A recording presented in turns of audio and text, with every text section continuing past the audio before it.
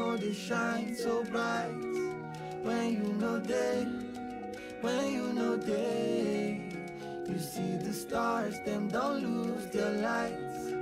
When you know they, when you know they. Are do do, are do do do, are do do do, are do do do, are do do do, are do do do. So carry smile from my face from morning to evening. You know easy, you know they easy. As you know they are, I'm waiting to do it myself. I don't know it, I don't just know it. Suddenly, everything clear to me. Waiting love really mean if you're not here with me. I don't feel sleep, I don't feel think. She not like this sitting baby. My liver they cut, I can't take this no more. You see the sun, you know they shine so bright. When you know they, when you know they, you see the stars, them don't lose their lights. When you know they, when you know they. Why you they talk when I they talk is something? When we come be mate, I no. We wake up again, I still argument. This thing they pain, you know. I they see the love where you they give me, the thing still remain, cause I know the day I to talk and but if you leave, my own don't finish, I know. Suddenly, everything clear to me. Waiting love really mean if you're not here with me. I don't feel sleep, I don't feel think. She not like this sitting baby. My liver they kill me, I can't take this no more. The sun, you know they shine so bright. When you know they, when you know they, you see the stars, them don't lose their lights. When you know they, when you know they, you see the sun, you know they shine so bright. When you know they, when you know they, you see the stars, them don't lose their lights. When you know they, when you know they. Are do do, are do do do, are do do do, are do do, are do do do, are do do do, are do do, are do do do,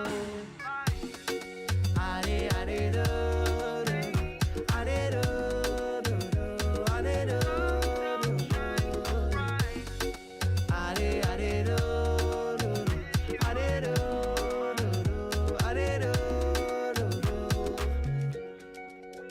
do,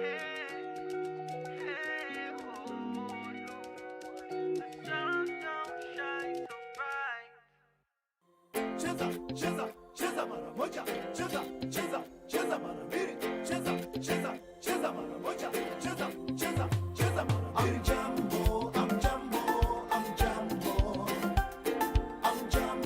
I'm Jambo, I'm Jambo, yote karibu sana, karibu Afrika, tunawapenda sana, tunawakaribisha, hakuna matata, Afrika yote, hakuna matata, tunawapenda sana, Kenya yote nawapenda, Tanzania nawapenda, Uganda nawapenda, sote East Africa. I'm Jambo, I'm Jambo, I'm Jambo, I'm Jambo, I'm Jambo, I'm Jambo. Wamama wote tunapa heshima, mainchi zote tunapa heshima, na wabibi na wabwana na watoto na wazee, East Africa moja. I'm Jambo, I'm Jambo, I'm Jambo, I'm Jambo, I'm Jambo, I'm Jambo. Wageni wetu tunawakaribisha, wageni wetu tunawakaribisha. Tunapenda kucheza dansi, tunakula chakula mzuri, tunakaribisha watu yote Afrika, tunawapenda. I'm Jumbo, I'm Jumbo, I'm Jumbo. I'm Jumbo, I'm Jumbo, I'm Jumbo. I'm Jumbo, I'm Jumbo, I'm Jumbo. I'm Jumbo, I'm Jumbo, I'm Jumbo. Wageni wetu tunawakaribisha.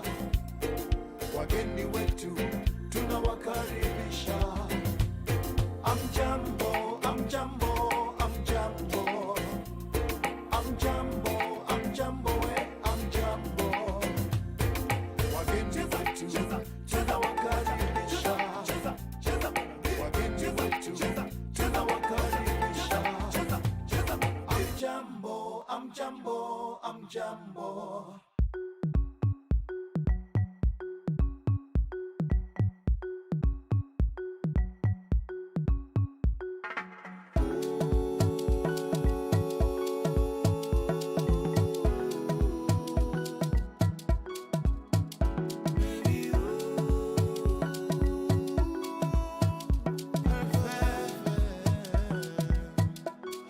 You're perfect in disguise. I never seen another girl where they make me feel the way that you make me do. It be like say when I'm around you, girl, you just do me voodoo.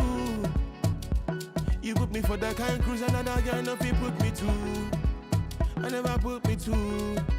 I'm a little child, I'm in love with the way that you move, on nobody be like energy. Captivating, captivating, yeah. You do me things, do me well, no. Look into my eyes, this feeling that I'm feeling. Me have you know what I do me, mystical, not regular. The kind of girl I want to make my wife. She have you know, baby, see, hold me down now, see, never let go, cause your body give me energy. Sweet past menally. Yeah, sweet past menally. Davina, you're perfect in disguise. I never seen another girl where they make me feel the way that you make me do. It be like say when I'm around you, girl, you just do me voodoo. You put me for that. Who wants to start us with the prayers today? Irene? Tuongoze kwa maombi.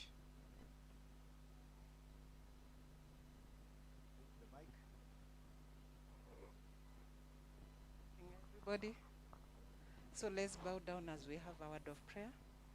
Almighty Father and Lord, we come to you this morning. We want to glorify your holy name, which is above all names. Thank you for the new day, and we put everything before you. We thank you in a special way for the love, the care, and the protection. Father, we want to put all the manufacturers in your hands. Give them the wisdom, give them the ideas that they can be able to put in place to push this country forward. As we start this day, we put you before this. We thank you all. In Jesus' name I pray. Amen.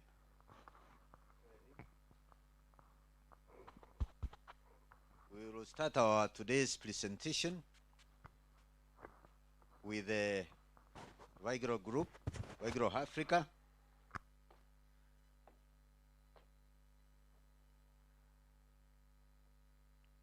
This is a group that is also behind the Innovators Forum. They will tell us what they do and how they come in to progress innovation, which is quite relevant as we talk about industrialization. This county is known of good innovations and many, and therefore it is most relevant that we are here with the Vigro Africa. Other than the people you see here, there are others linked through social media. And therefore, they will be able to follow our discussions. So I invite your CEO, Dr. Jagi, who after your remarks We will then move on to Dr. Robert Kalanja, who will give us the presentation. Karibu Daktari.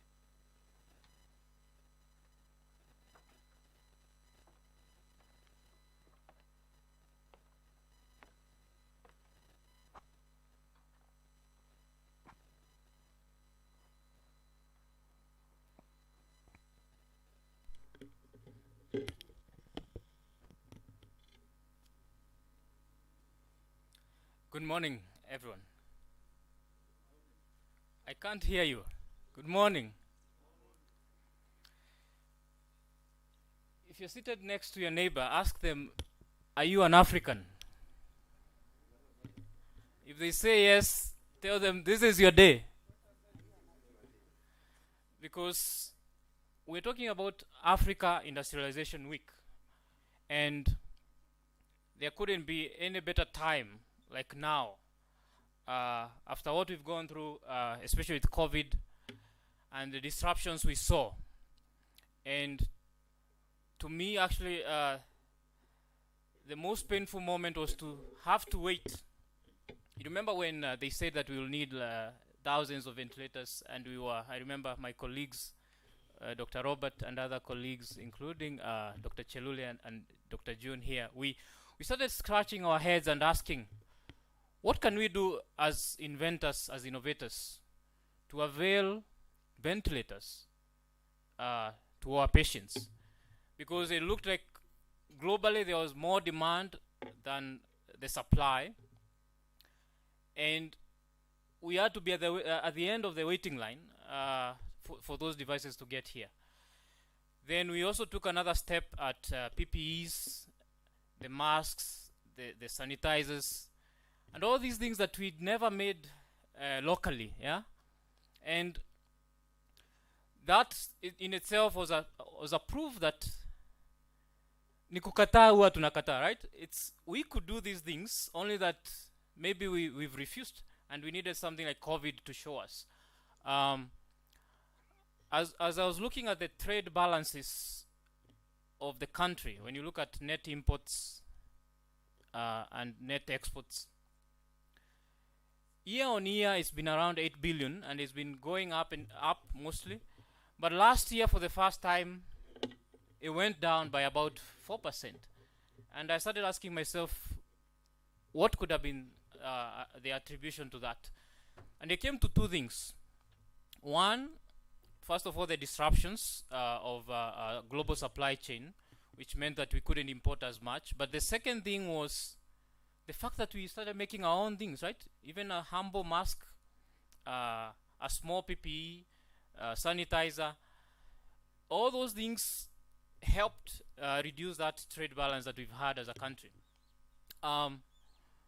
They say that Africa today is the China of 20 years ago. Yeah? Exactly the year 2001, the GDP of China was $1.3 trillion. Africa today is double that. We are actually at $2.6 trillion. You can see how much progress they've been able to make with just 20 short years. I don't know where you are on the night of that 1st December, the year 99, as we were turning the new millennium. Yeah? Those here are old enough, like myself. Remember, as we were doing the countdown to whether the world will end or not, the Y2K and all, at the same time, China was thinking, how do we join World Trade Organization? It's the first time they joined WTO in 2000. And they were thinking, how do we grow, how do we improve our trade balances? And if you look at the growth curve of China GDP from the year 2001, you notice a few interesting trends. They stopped exporting raw materials in the raw form, and they started focusing more on, actually they started with very low hanging fruits. They started with fast consumer goods and components. Forget making complete machines and equipments, but just making components. And I was very happy when I saw the NMC stand, the numerical computing stand, and see the components they're making, car parts, gears, and all these things. That's where China started. How do you make components that then other manufacturers can buy and add to their final product. And they grew year on year on those two things, FMCG and components, up to today, where they are now contending for the top position globally in terms of GDP, right?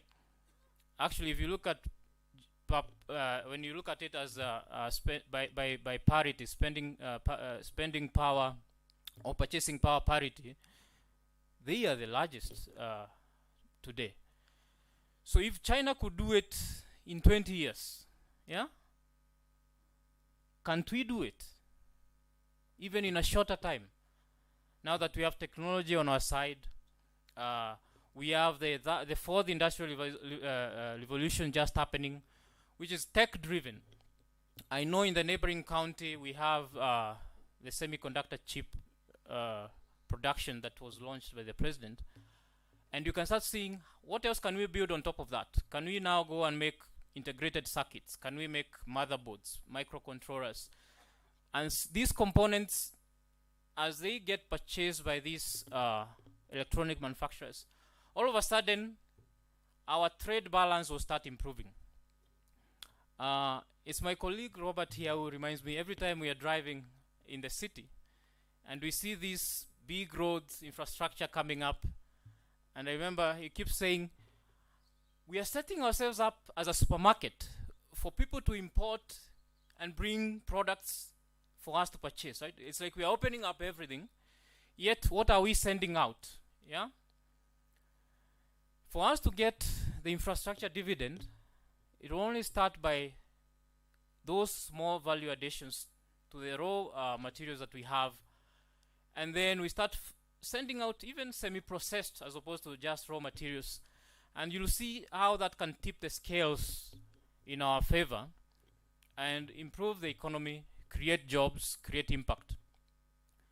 I was looking at our top 5 exports in addition to tea, coffee and others, and I saw that titanium ore is among the top 4 or 5. And I want to ask the biomedical engineers here, Dr. Chelule and others, how hard or how easy is it to make from titanium, or how hard is it to actually make a titanium plate, yeah, which we keep importing as I now go to the biomedical space. We import this when you need a hip replacement, jaw replacement. It can't be that hard, right? It's basically a plate. And later on we'll ask Dr. Chelule that question, how hard can it be? Then we go to the next level. What else can we make? As we grow, we've embarked on this important journey by looking at biomedical devices that can be made locally.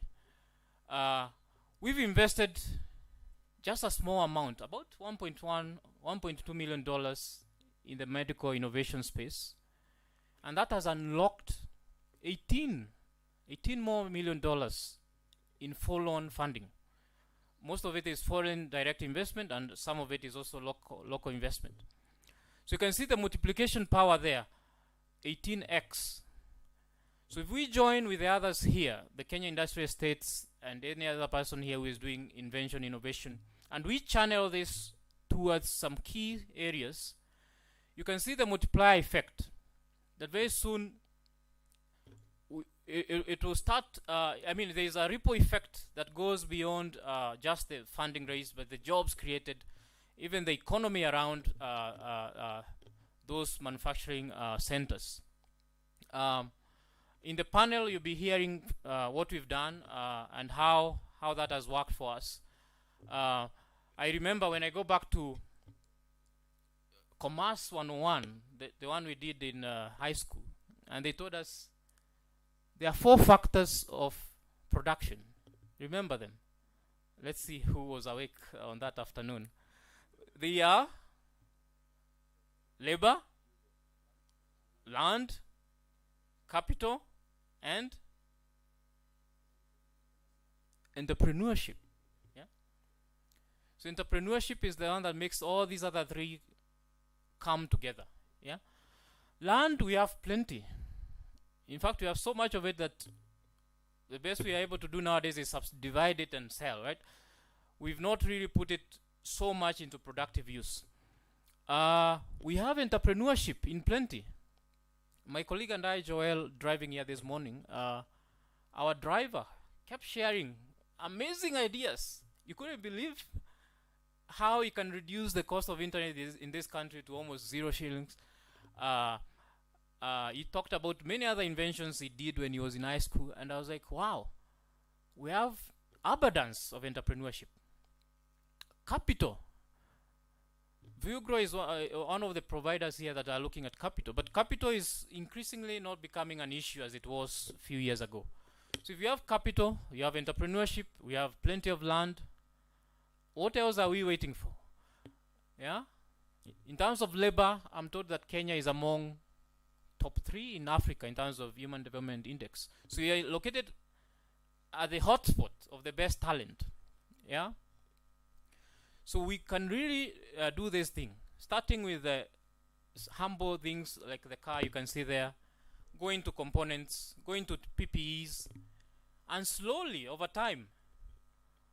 We want 20 years ago, when your child asks you, yeah, what did you do or what didn't you do 20 years back, that is that things have changed or have stayed the same, you should be able to look at them bravely in the eye and say that you contributed. Because we also have what we call demographic dividend, which you only get it once. You only have one chance for a country to get rich before the population gets old, right? Right now we are at a median age of 19 years, 20 years. Over time, that will keep changing, and like we've seen with Japan and others, the more you get older population, by then your economy needs to have grown enough to support all the burdens that come from an aging population, including reduced purchasing power, including sickness, double disease burden, all these things. But if you don't start planning now, 20 more years is just around the corner, right? You open your eyes, an election term is over, 5 years are gone. You open your eyes again, 10 years are gone. In a few more years, 20 years is gone. So let's look at what we can do. Let's start putting those measures in place now. And as Vuegro, we are happy to support in that journey, especially in as far as healthcare and medical devices are involved. So my last call would be, if anyone here is an innovator with a healthcare idea, healthcare innovation, please let's meet outside the tent before the day is over. Yeah, tukutane nyuma ya tent, and we'll be more than happy to journey with you. We put our hearts to this thing. Yeah, and for us, what drives us more is impact. We want our people, our Kenyan people, to have better life in the days that are coming. With those few remarks, I would like to thank you all for attending this day, and I look forward to networking and meeting all of you in the course of the day. Asante sana.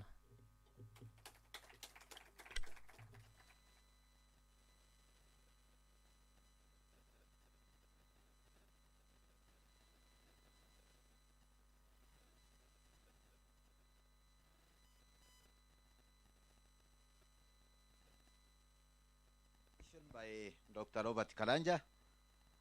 How much time, Daktari? That will do.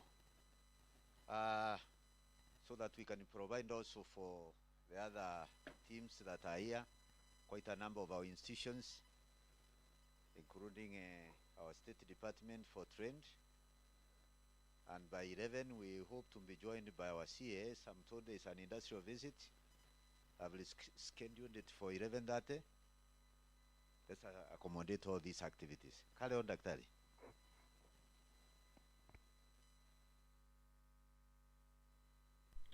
Good morning. Are you able to see the screens? Those who are at the back?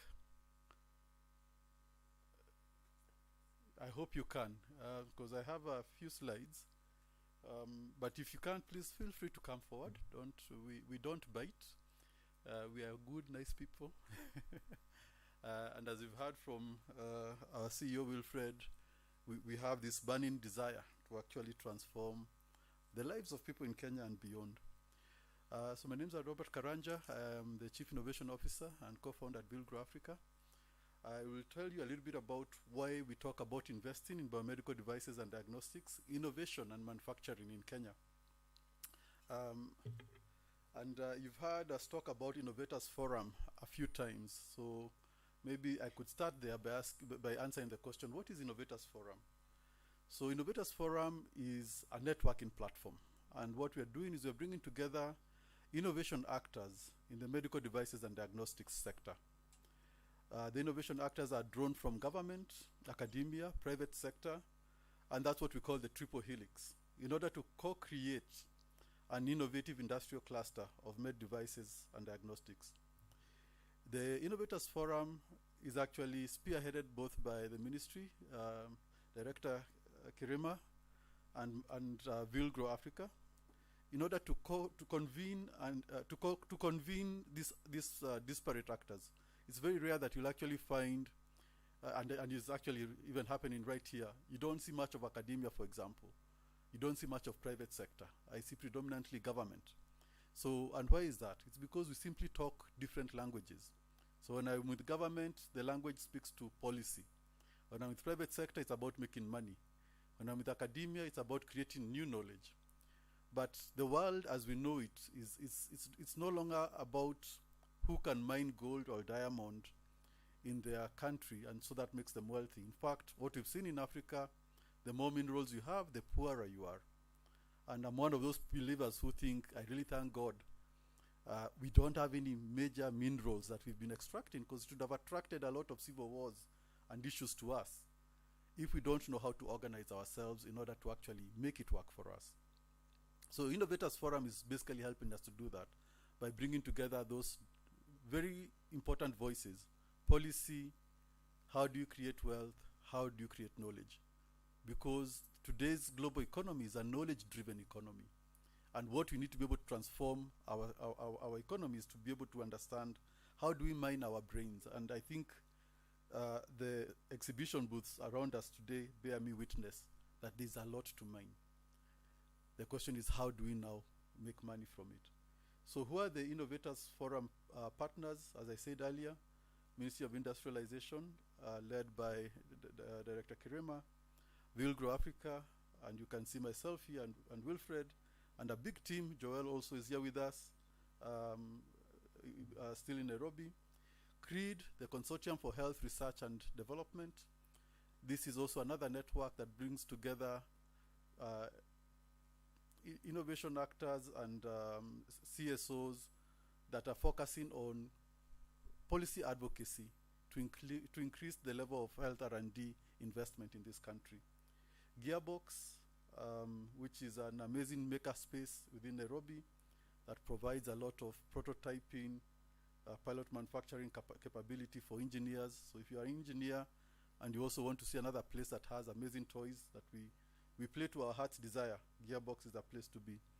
And we also don't forget the diaspora. So we also work with Kenyans out there, including leading scholars within the University of Washington Department of Global Health that are also interested and looking at how do we invest in order to build a vibrant, innovative, and manufacturing capability for med devices and diagnostics in Kenya. So over the last so many months, I think from June, we've actually been having a series of stakeholder events, as I said, bringing together this triple helix. All of them talking about how do we invest in this industry. And those are, what you see here is basically the Forum 1, 2, 3, 4. And today is actually our Forum 5, where we want to wrap up this consultative series so that we're able to have a consensus on how do we go about this. A little bit about who we are, because one thing I've learned in this world is you can only go far if you go with people. But there's a price. And what is the price? The price is trust. If you don't trust me and if I don't trust you, we can't do business together, isn't it? So sometimes it's good to also talk about who we are and why we're doing what we are. So Vilgro Africa, we are a franchise of another entity known as Vilgro, based in India. I think I can say it almost without contradiction, fear of contradiction. Vilgro is probably the oldest social enterprise incubator in the world, with over 21 years of track record, working in developing countries, building startups that are knowledge intensive, highly innovative, and that speak to innovation. The name Vilgro actually is, I'm from Mount Kenya, and we are always accused of not being super creative in the way we name our businesses. So I discovered it's not just a Kikuyu thing. Apparently when you go to India, it's the same. Vilgro is village and growth. How do we transform our rural economies? So Vilgro, you know, and sometimes we also say we'll grow. And sometimes when we are with our Indian friends, we tease them a bit and we say, you know, Indians, they can't say the word W. So it ended up, instead of will grow, it became will grow. So we have two leading hypotheses as to how we ended up with the name. But it's actually about rural transformation through the power of innovation, through the power of entrepreneurship. And I talked of social entrepreneurship, and some people may ask, what is social entrepreneurship? Social entrepreneurship is really just how do you build a business, not just to make money, but you also are equally concerned about social impact. How do we move Africa, how do we move Kenya from donor aid dependency to transforming those challenges that the donor aid is coming to solve into commercial opportunities with local value chains that create jobs and create local wealth? That is the power of social enterprise. So over the last 6 years, my slides need updating. We've actually supported, because we've done a lot of work since COVID hit, about 40 companies to date. And these companies have gone on to be able to touch more than 2.3 million lives. They've generated more than 280 million Kenya shillings in terms of new revenues. And our small investment, as you've heard from Wilfred, of about 1.2 million, 120 million Kenya shillings, isn't it? Has been able to actually give us a direct leverage of 1.8 billion Kenya shillings as FDI here in this economy. So mtupige makofi jameni. That is not easy. What it actually takes is somebody like me who is a scientist. I was never trained in the commerce that Wilfred was talking about, to be able to re-engineer myself so that I'm not just a PhD that's at home with test tubes working in a lab, but to understand economics, to understand trade, to understand investment and entrepreneurship. And that's how you build a knowledge economy. So when I look at these amazing innovations here, and when I listened to the speeches from the governor, one of the things I picked up very quickly, this gentleman is an economist, isn't it? And it's economics that drive the world. And how do we now create that merger between the people who create knowledge, people who invent, because they are residing in the universities, in the labs, they're residing in the startup hubs, innovation hubs, like this one, the Laikipia Innovation and Enterprise Development Program, an amazing innovation hub, which, as you heard earlier, 1,500 startups supported, creating 22,000 jobs in this very county. So the power of entrepreneurship, power of social enterprise is not something I need to belabor, but it's to say that this is real and this is happening. So we are anchoring a lot of the work we're talking about in Innovators Forum on the local content policy. So one way of summarizing what is local content, it's basically build Kenya, buy Kenya. Make in Kenya, buy and you. So if you invest in BJ50, what you've done is, as opposed to importing a tuk-tuk, what you've done is actually you've created jobs, you've created revenue. So we need to be able to believe in ourselves and to be able to do the right thing. But within the local content policy, there are three things that jumped out to me, which is what led to this partnership with the Ministry of Industrialization. One is promoting R&D. The second one is promoting enterprise development. And the third one is enabling a good business environment by being able to incentivize stakeholders and facilitating a collaborative environment. And so when I talk of triple helix, that's exactly what I'm trying to say. So academia, talking about science, engineering, technology. Private sector, talking about how do we commoditize all these things that you are creating. And government, number one, setting the agenda. We have the Big Four agenda and also creating an enabling environment. And that way it allows us to co-create and build an industry, because together you can do what none of us can do alone. So the second question is, why are we talking about medical devices and diagnostics? Why not any other sector? If you're here, I know we're talking about how do we go steel, how do we go about, manufacturing for agriculture and for these other sectors. And they're awesome. I believe they also are deserving. I'll put a very quick case as to why we look at medical devices and diagnostics as also a priority sector. If you ask, what kind of research do we do in this country? What kind of research do we do in this continent? If you look, and one way of being able to determine that is to look at what do we publish. Academia, they live by a simple rule that says publish or perish. And so as we do our research, even if you went through undergraduate, you are told, do a dissertation, present this dissertation. What do we do with those dissertations? We publish them. Ideally, that's not where we need to stop. But the question is, what are we publishing? And you'll see on this graph, is it to the left? Yes, to the left. It basically shows that within a small decade, 2002 to about 2011, the amount of scientific papers that were published in Kenya, in East Africa, that actually doubled within 10 short years. And that trend has still been continuing. So the question then that I asked was, what were they publishing in? And this might be a bit small for you to see, but what you'll see is the top 5 areas of publication is immunology, followed by agricultural sciences, environmental ecology, plant animal science, microbiology, geosciences, social sciences. But the top 5 is actually, all of them are biological sciences and led by immunology. When you talk of immunology, what are we talking about? It's diagnostics. If you were to visit Kemri, they are not here today, but because they believe they're in a different ministry, but it's the same country. They have an amazing production facility for rapid diagnostic kits. One of the challenges we've had, even as we're dealing with COVID, is being limited in terms of how many COVID tests can we do in a day. And we typically only do about 5 to 7,000 because of lacking reagents, lacking capacity. But it's our number one area of research. And the question is, how do we now move beyond doing research to being industrialists? How do we transform some of the people in places like Cambridge and our universities? Then the second thing is you also look at what are the market dynamics. So in 2015, the medical devices industry market in Africa was about 1.4 billion. Within 2 years, it's projected to hit 7 billion. So very huge upward curve.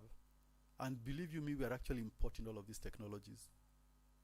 The sad thing is most of them don't work. Why? We learned this very painfully through something we call the managed equipment services. We asked all the top guys, GE, Philips, you name them, bring us your best equipment. We're going to equip 92 hospitals across the country and solve our health system issues once and for all. What happened? Those equipments were designed to work in a place that does not have dirty power, does not have the kind of dust we have in our environment. Some of them even to install, you needed to actually first start by changing the transformer that's providing power to that health facility. So that major project, it basically failed because we were trying to bring technologies that were not designed for our market to work in our market. So if we are having a market that's moving from 1.4 billion to 7 billion, and the West or the northern countries, they don't design for us, they design for themselves. Their products are failing us. That's a market that is just a low-hanging fruit. The second thing I wanted to point out is, Wilfred talked about the fourth industrial revolution. Where does this happen? If you look at our continent, we have 4 leading hubs of this startup ecosystem, fourth industrial revolution narrative. You see Nigeria, Egypt, Kenya, and South Africa. This is a graph looking at what happened in 2019. Sometimes we talk of millions of dollars and people think we are dreamers.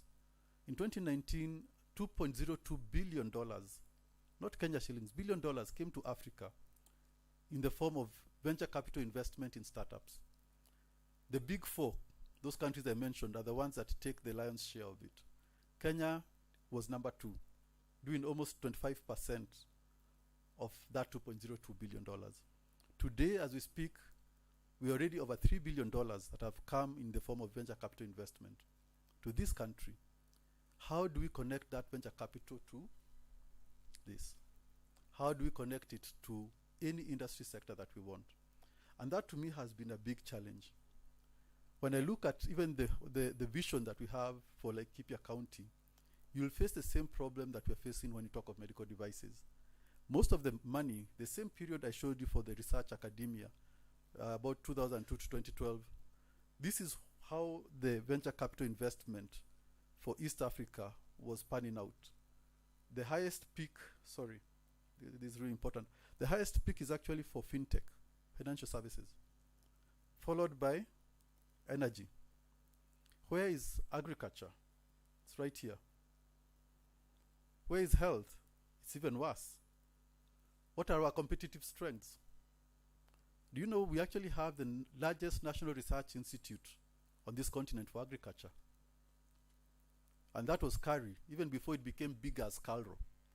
Have we solved our food security issues? No. Because we have understood how to do the science, but we've not understood how to convert the science into products and services. We haven't understood the business side of the science. Same thing is happening for us in health. And it's the same issues that we keep talking about. We need a triple helix approach to address it. So we asked ourselves, what are the key barriers for adopting biotech innovation?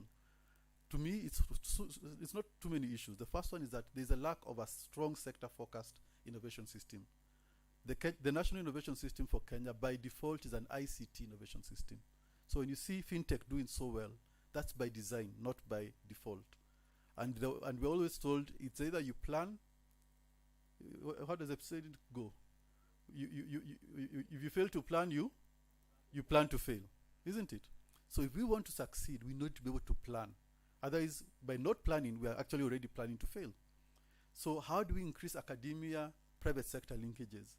How do we ensure that there's enough capital for pre-seed and seed funding?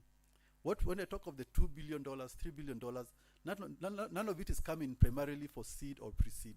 It's coming in for when you're raising a Series A and beyond. But for pre-seed and seed, how do we solve that problem? It requires government policy, it requires government action. Information asymmetry.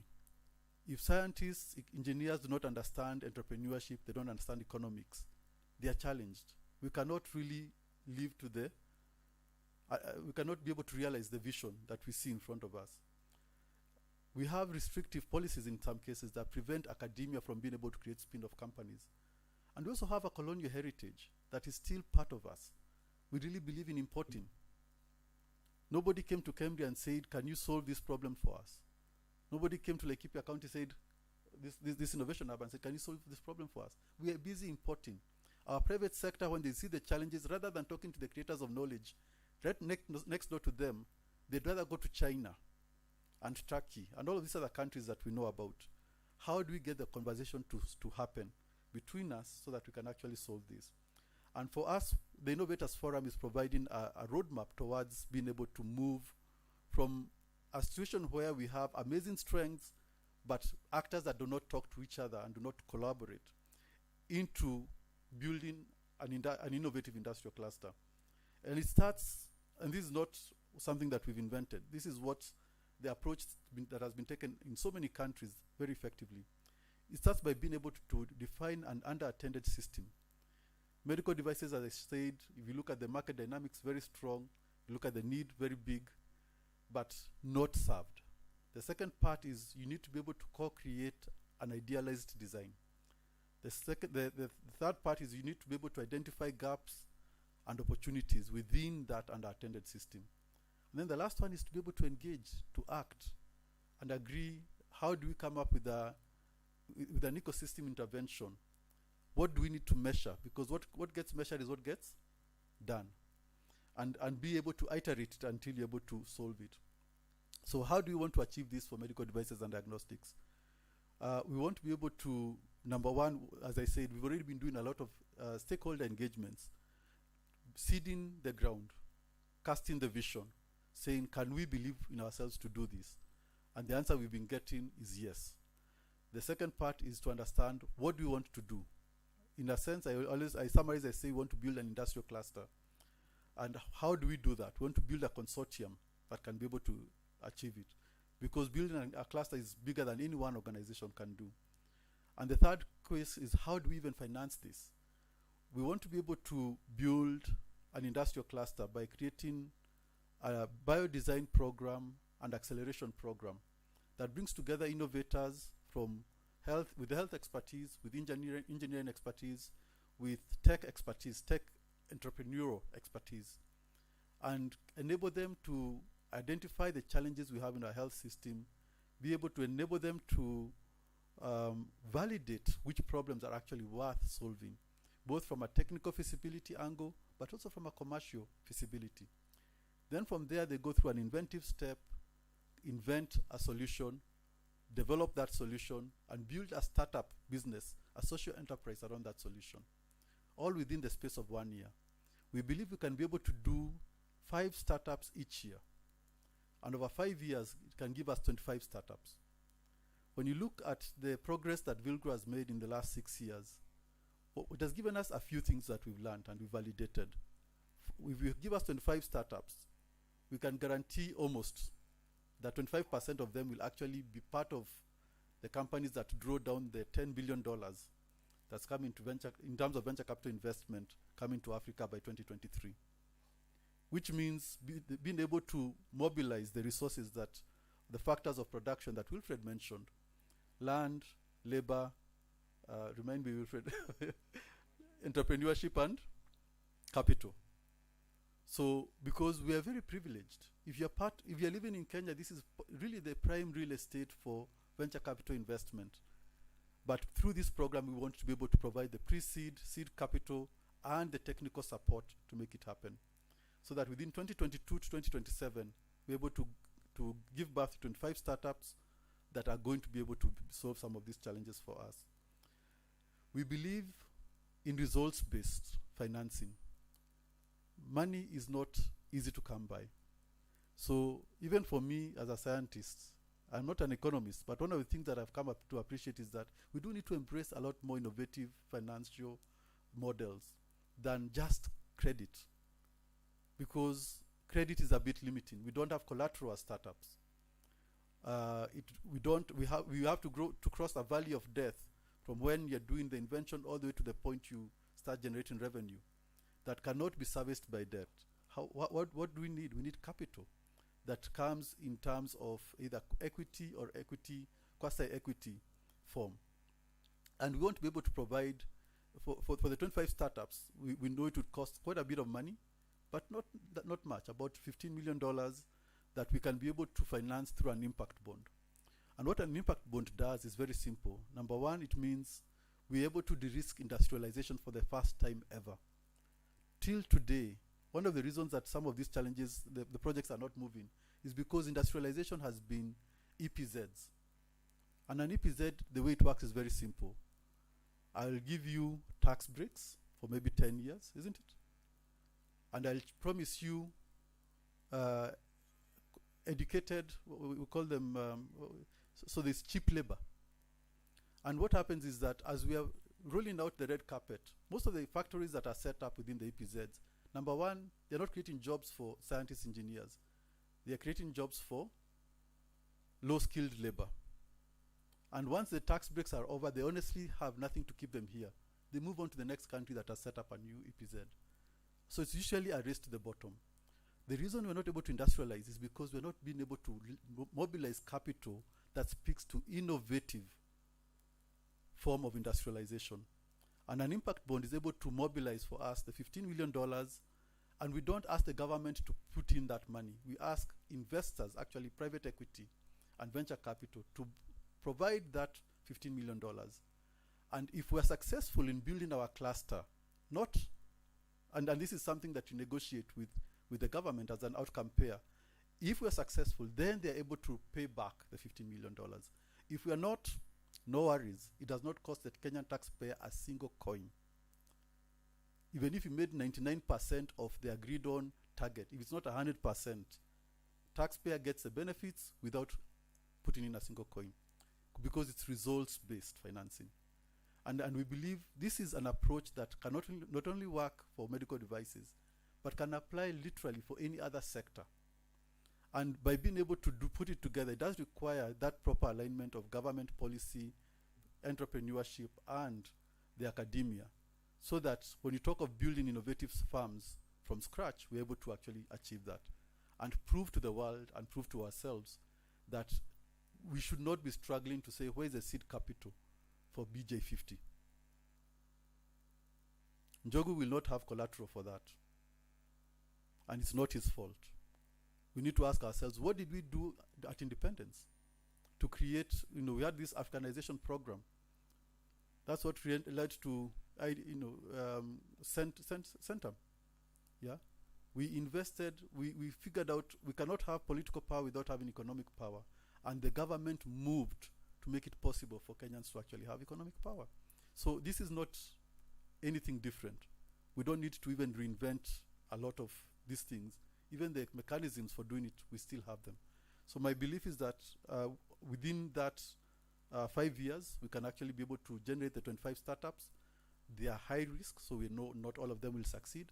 But with our track record at Vilgro, we know we can be able to give you, it's a numbers game, at least 5 or 6 of them that will move on to raise $1 million and beyond in terms of being able to take the innovations to market.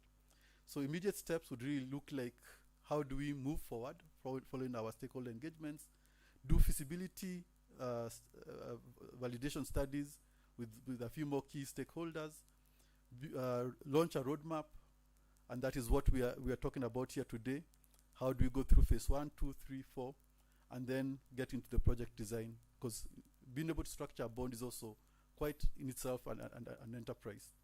And with that, we're able to move forward so that we don't just talk, we actually implement, and we have a vision and a clear roadmap on how we can be able to deliver industrialization, not through EPZs, not through doing generics, not through a race to the bottom, but through harnessing the brains of our academia, of our youth, and being able to speak to that demographic dividend that Wilfred had shared about. With those few slides, I can say I'm done. Thank you, Sana, Bwana Director.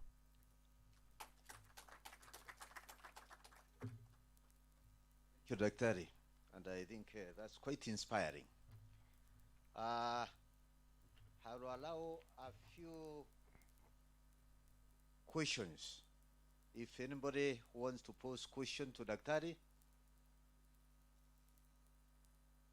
take a minute or two. Any? Yes. Bwana Simisto. The mic is coming to you.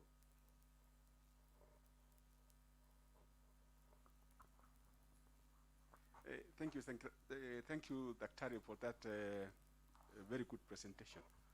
I think I'm seeing something that also some of us who have been in the intellectual property world have been seeing and looking at some of the caps that we've always had, and I'm happy that we are seeing Kenyans filling that cap, and I'm impressed about what we are doing and the presentation that we have done. I wanted to ask a question on an area that when you are closing remarks, you are writing it off. The area of generics. I think that's also an area that is still very good, particularly for medicine. And since also you've borrowed this concept from India, or maybe linked it from India, India is the biggest generic now, and it's producing for the world. That is medicine that is from patents which have expired. And I thought that's also an area in the medicine that Kenya could explore. Because one thing is that for a long time the world has been fighting India to stop producing those kind of generics. But for a while they managed to stick to that. But now, since the world has seen that they can't beat them, so they have given them that license to go for the original drugs. So there's no producer for generics for the world.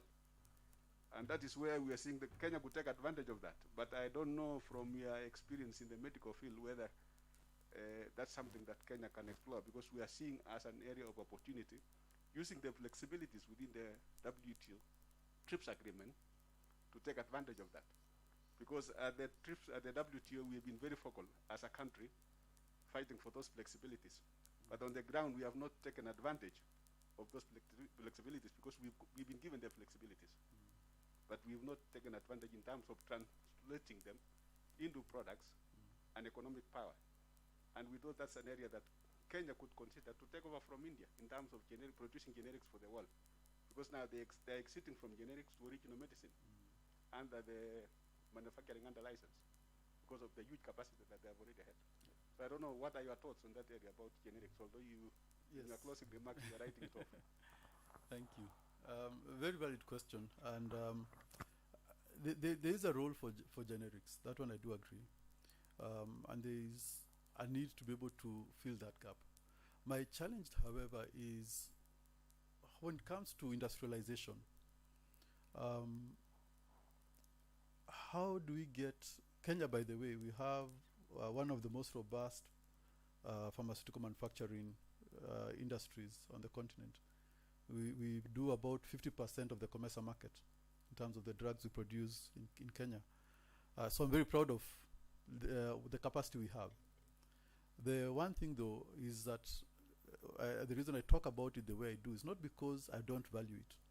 It's because I think we have some myths in the way we go about research and innovation.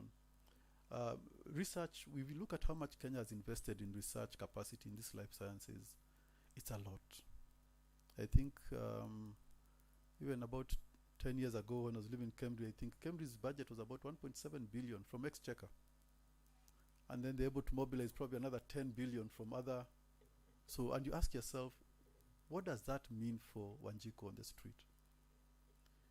The reason it does not translate to a whole lot is because if I'm a generics manufacturer and I've set up in order to, I'm already an established entity, that business is already a cash cow. I will not absorb any risk of trying to work with new products because all I need to do is to make my shareholders happy. So a lot of times we talk of private sector academia linkages, and rather than academia private sector linkages being BJ50 here, talking with a university that has a very robust school of engineering and a school of business, and saying how do we transform this into a vibrant industry. Tesla was created just the other day, now inspiring so many electric cars, copying that model. There's a reason why it took Tesla, a startup, for electric vehicles to actually come to fruition. We cannot go to the established industry and say we are going to innovate. If you're the CEO, your main job is to keep your shareholders happy. How do you do that? Don't rock the boat. Keep milking the cash cow. But what we want is people who have the appetite to take technological risk, commercial risk, and say, bring it on. You don't find that in established multinational companies. You'll find it in startups. It's people like Njogu. That needs to be the target of private sector academia linkages. So that's the reason. The reason we're not able to do all the, even when we had the highest peak of COVID, and we've shifted to saying only positivity rate, it's because we have that ceiling of 7,000 tests per day. Why is that ceiling there? Because we know that we don't have the capacity to come up with solutions, but who is there to manufacture? How do we enable some of those scientists, academia, working in University of Nairobi, working in Cambridge, working in all these other places, to become entrepreneurs and set up a startup like Njogu? If you go to Kina Universal, Lab and Allied, and have conversations with them about, can you adopt this? You won't go far. That's not their business model. So we do need startups. We do need actually, and I do respect everything you've said. Today, South Africa is busy trying to see how can they reverse engineer the Moderna vaccine so that they can be able to produce it for Africa. And one thing we need to understand about Africa and our market, the US alone is about 50% of the global pharmaceutical market. 50% one country. And the way the industry works, they work with massive margins. I was reading today a report that said these COVID vaccine companies that you're seeing, they are minting about $6,000, almost $7,000 per second in the sales of the COVID vaccines. Africa, 1.2 billion of us, we are literally 3 to 4% of the global pharmaceutical market. We are a neglected market. If we do not innovate, if we do not understand how to actually take our knowledge from the labs into the marketplace through industrialization, innovative industrialization, you realize that our health statistics are the lowest region-wise compared to any other part of the world. Whether it is India or Latin America or wherever, we are at the bottom of the totem pole. So we do need to build this capacity for innovation. I hope that answers the question. It's not that I think it's useless, it's valuable, but when you're only 3-4% of the global market, nobody's innovating for us. Thank you, Dr. Ari. I think if I'm getting you right, you are saying yes, we have to progress our innovation from the point of where the knowledge is conceptualized, Yes. all the way to the market, even as we consider that other route my brother is talking about. And I think we have much more room in this, where we drive ideas from the classroom to the market. Yes. That is the approach that Dr. is saying that we have been missing out in, and we need to give emphasis. Thank you, Semisto. Thank you, Dr. I see, yes, McKenna, and then my brother next to you. Thank you so much. I'm sorry I came late, so I didn't get much of what you're saying. But my question is there room for the natural remedies, or it's just the chemicals in the medical industry for the innovation? For That's what I'm innovation, asking, yeah. I think there's lots of scope for natural products, for herbal medicines. The question is, do they make sense both from a technical perspective and also from a commercial perspective? So to me, I think there are some that actually do, and there are some that may not. So you have to look at it on a case-by-case basis, because otherwise you cannot give a blanket statement to say, yes, we should invest 100% in natural products. The question I'd ask is, what exactly are we talking about?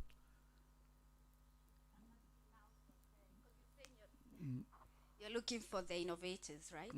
So I'm asking in that bracket, is there any room for the natural remedies? So there is, but for Innovators Forum, we're focusing primarily on medical devices and diagnostics. There are a few reasons for that. Drug development, if you look at the traditional numbers, takes about 10 years. Costs about $100 million for a single product to get to the market. Medical device, I know it shouldn't cost that much, but the way the industry works, those are the standards. The reason we want to say we can work with diagnostics and medical devices is because you before you can do a marathon, at least learn how to crawl, learn how to walk. To build a startup, take a medical device from ideation to market, could take us about 3-4 years. It would cost maybe about $500,000. Those are things that are very much within our reach. The ventilators, we saw the Kenyatta University students doing, and I'm hoping we'll get a chance to bring the panelists on board so that you can hear from the horse's mouth. It did not fail to go to the market because of necessarily the lack of technical capacity. They built it. They verified it. But how do you bring investment? It's still easier, given our policy regulatory framework, to import a ventilator than to actually invest in the one that was created there. And that's why we're saying, let's start with the low-hanging fruit. The vision is definitely, let's go to even the drugs and vaccines. Thank you, Dr. Ari.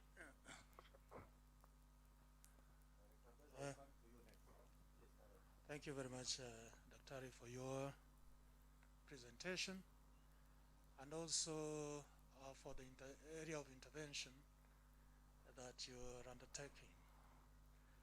Now, I know we have had a chat some time back. Yes.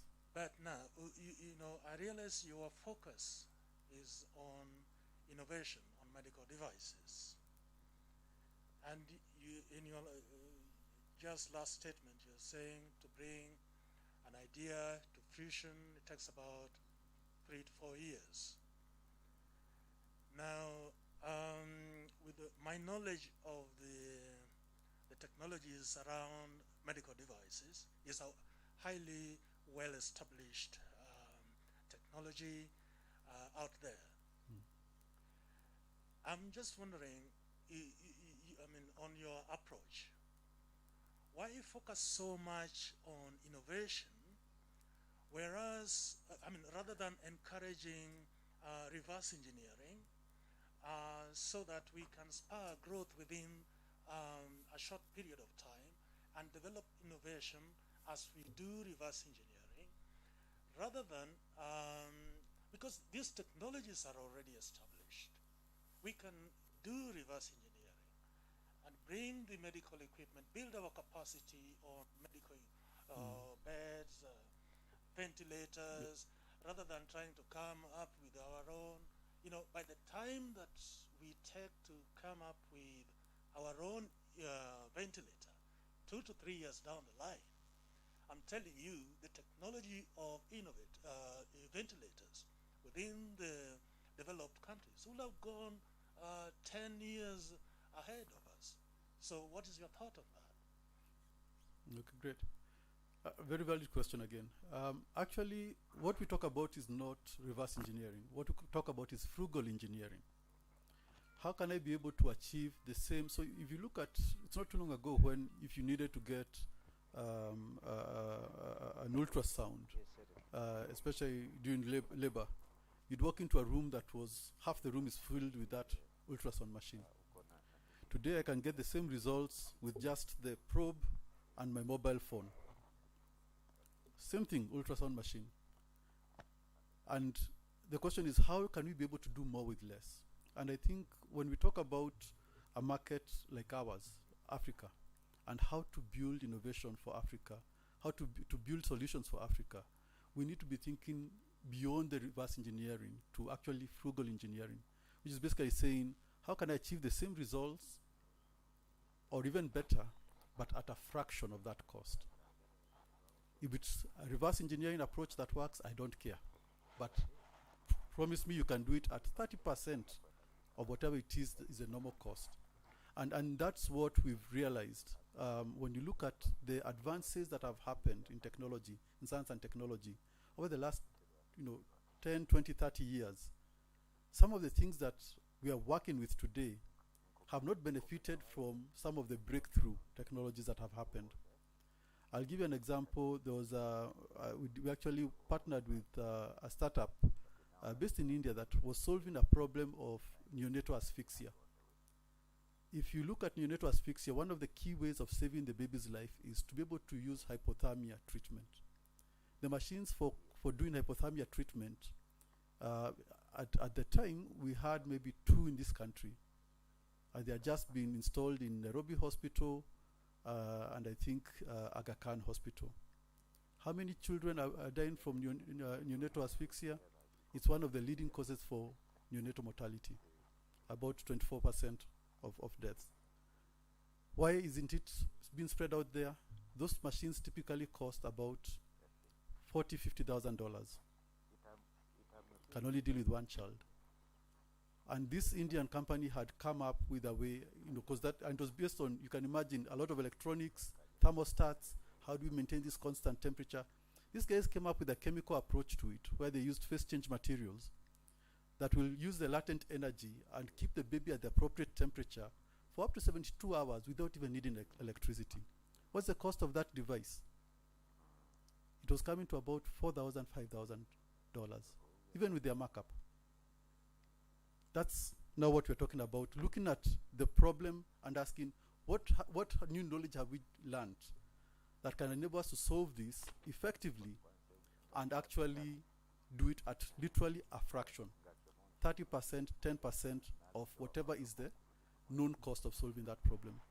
And we actually validated the technology in Kenya. We did a clinical study with Kenyatta Hospital and showed it was just as good as those very expensive hypothermia treatment devices. So, and within that same scope, what we're also realizing is that even in the West, the cost of healthcare is beginning to kill them. So there's also an opportunity for reverse innovation. We can come up with solutions that would work so well here that they'll also have demand in the global north.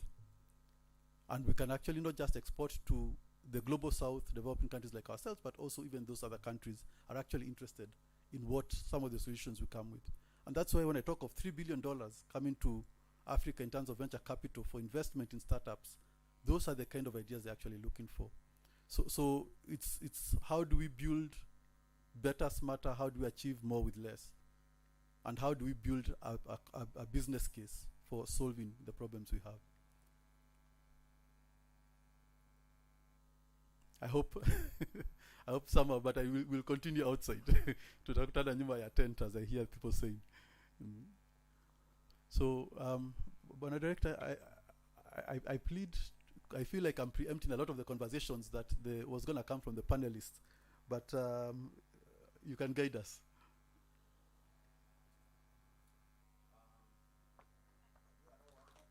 Yes. Okay. Daktari, thank Hey, you. Sikukuona kwa mask. Habari gani? Salama. Thank you, sir. How are you doing? Fine, fine. Good. Thank you for your presentation. I know from the innovation side and towards commercialization and the like, from where you sit, what is your experience in terms of the bottlenecks and what kind of facilitation would you propose for the government to undertake in order to assist the innovators to take the products out there? Because I know there are some bottlenecks, and I know I'm speaking also from having been a member of the committee, Mautaji's committee, which was handling the issues of ventilators, and the kind of back and forth issues we had before I moved out of that Mount agency. So what would you propose, or what would you like the government to do in order to enable the issue of the growth of innovation in this country? I have a laundry list, but I'll try and summarize it. There are some that are very quick that we need to be able to do. First one is within academia, let's not focus on patents only. Let's actually focus on spin-off companies. And let's be able to incentivize and reward that. The second one is you've talked rightly about regulatory issues. One of the things that especially COVID taught us is that our regulatory space was built and designed for importing finished products. So it's very different when you ask Pharmacy and Poisons Board, can you regulate a homegrown solution? Because then you ask me for a CE mark, and I'm in prototype development. I won't have a CE mark. How do we build capacity for regulation of homegrown solutions that can regulate the entire process of the innovation product development up to the point where now you start getting the CE mark and getting the market approval from Pharmacy and Poisons Board? The third one, I think, is let's talk about capital. As I said, Kenya is blessed. We are seeing more money coming to us, looking for opportunities to invest than we have ready solutions that can actually absorb that capital. And why is this? It's because during that valley of death, there's really a huge lack of capital. I think government should be able to re-engineer the way we think about funding entrepreneurs. We need to move from subsistence entrepreneurship, where you're talking of youth funds doing 50,000 shillings, to chamas and stuff like that. Jogu does not need 50,000. As you heard from the governor, he needs something in the range of, in the hundreds of millions of Kenya shillings. Now, that requires to be appropriate capital.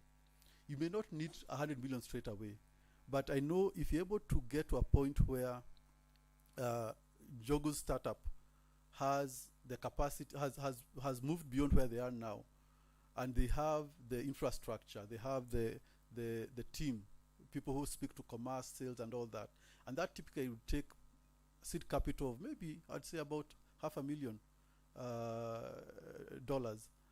That needs to come from government.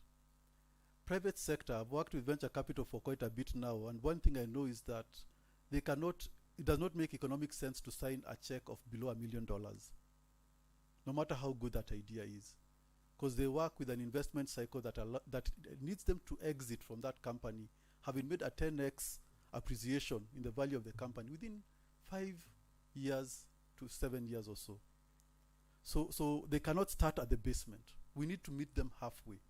And it's only our government that can actually provide the pre-seed and seed capital levels.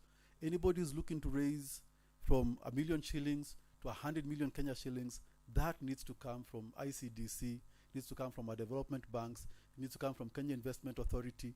All of these players need to be working within that space, because once we cross that, we really have so many.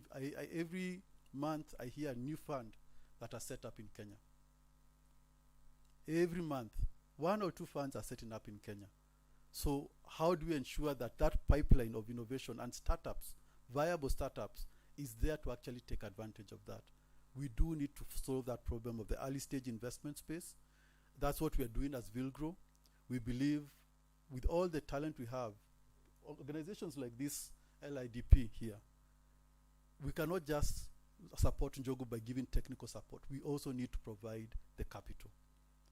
And we are doing so knowing very well that we are just a part of a value chain of capital that starts from early stage to growth to late stage.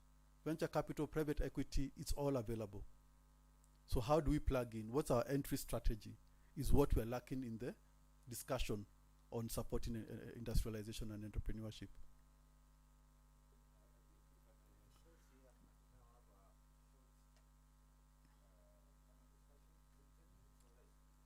Wow. We can confirm.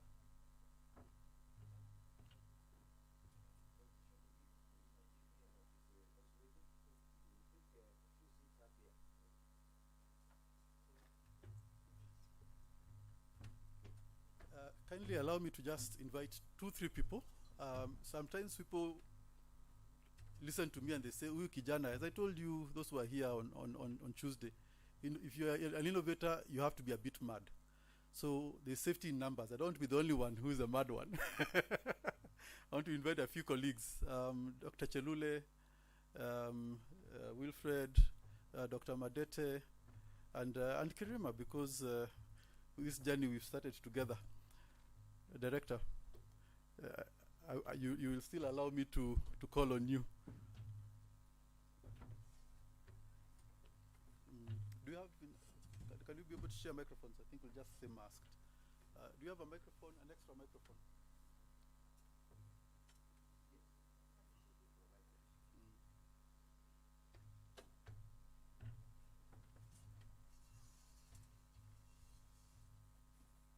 And you can allow me to not necessarily have to sit there. Yes, we can have a good conversation. And a quick one.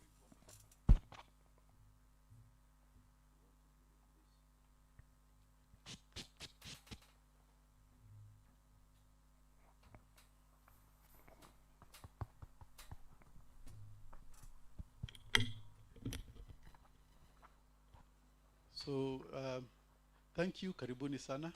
Please give them a clap so that they don't feel cold. It's good to have a small icebreaker.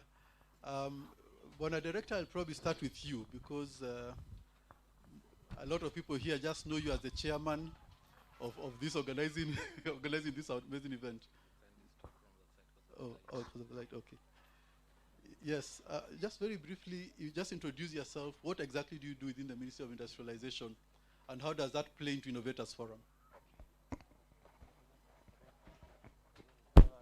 Please don't get alarmed. I have seen it's the tent that has collapsed. Can you get back? It is the tent down there. Yes. And I think they were also trying to pull it down. Steve, please come back with the colleagues. It is the tent, and we have seen it from here.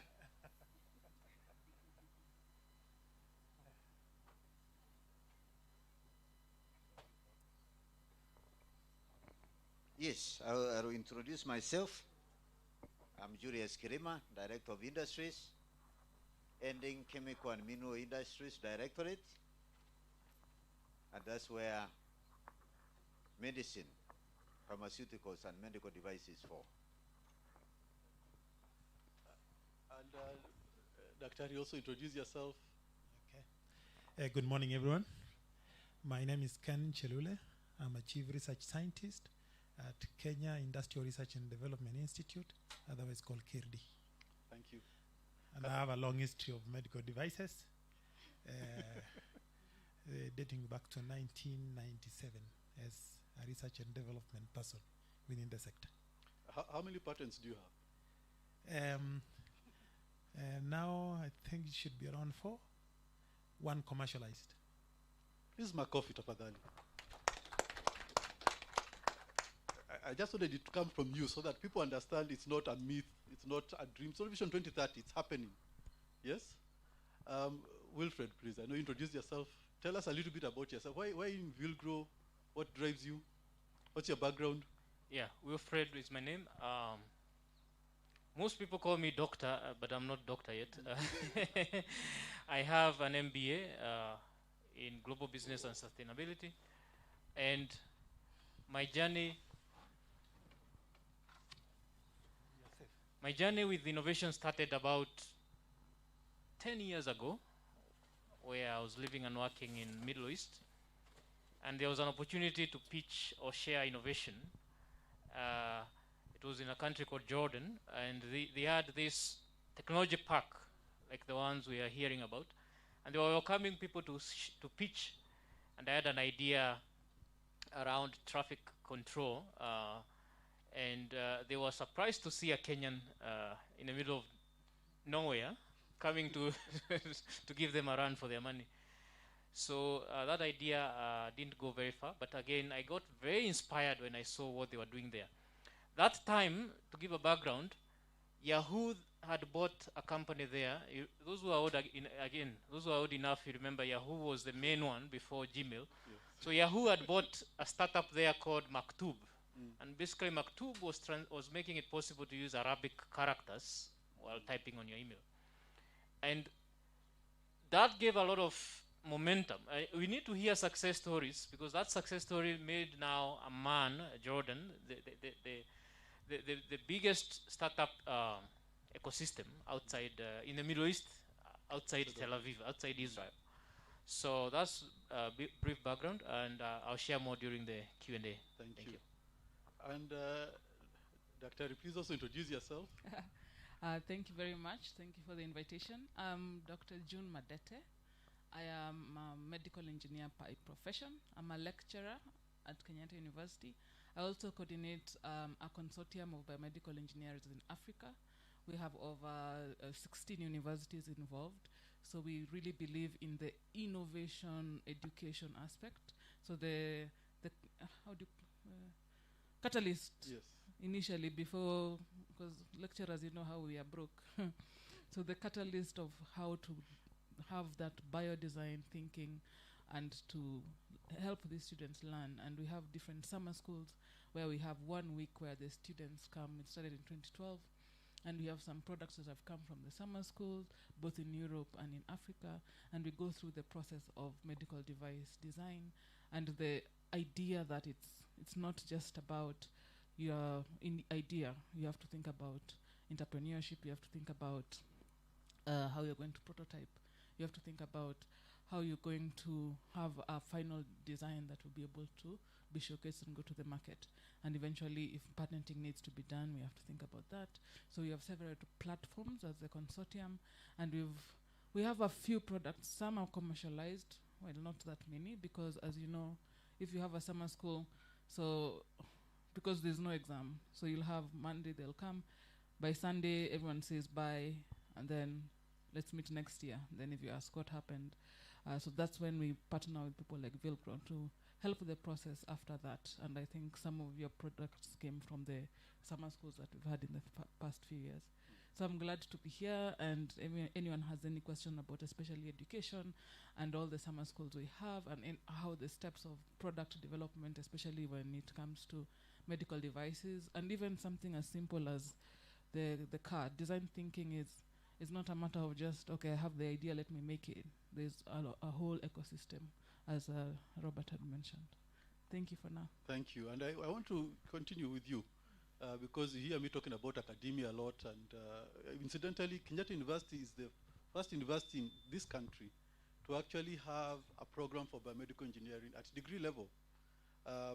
Please, can you, and this is one of the stalwarts behind it, can you makofi tafadhali? Because you need to understand the capacity that we have is usually very much undersold. So we saw some young fellows being lauded at the UN not too long ago for being able to develop a ventilator. And a ventilator is it a class?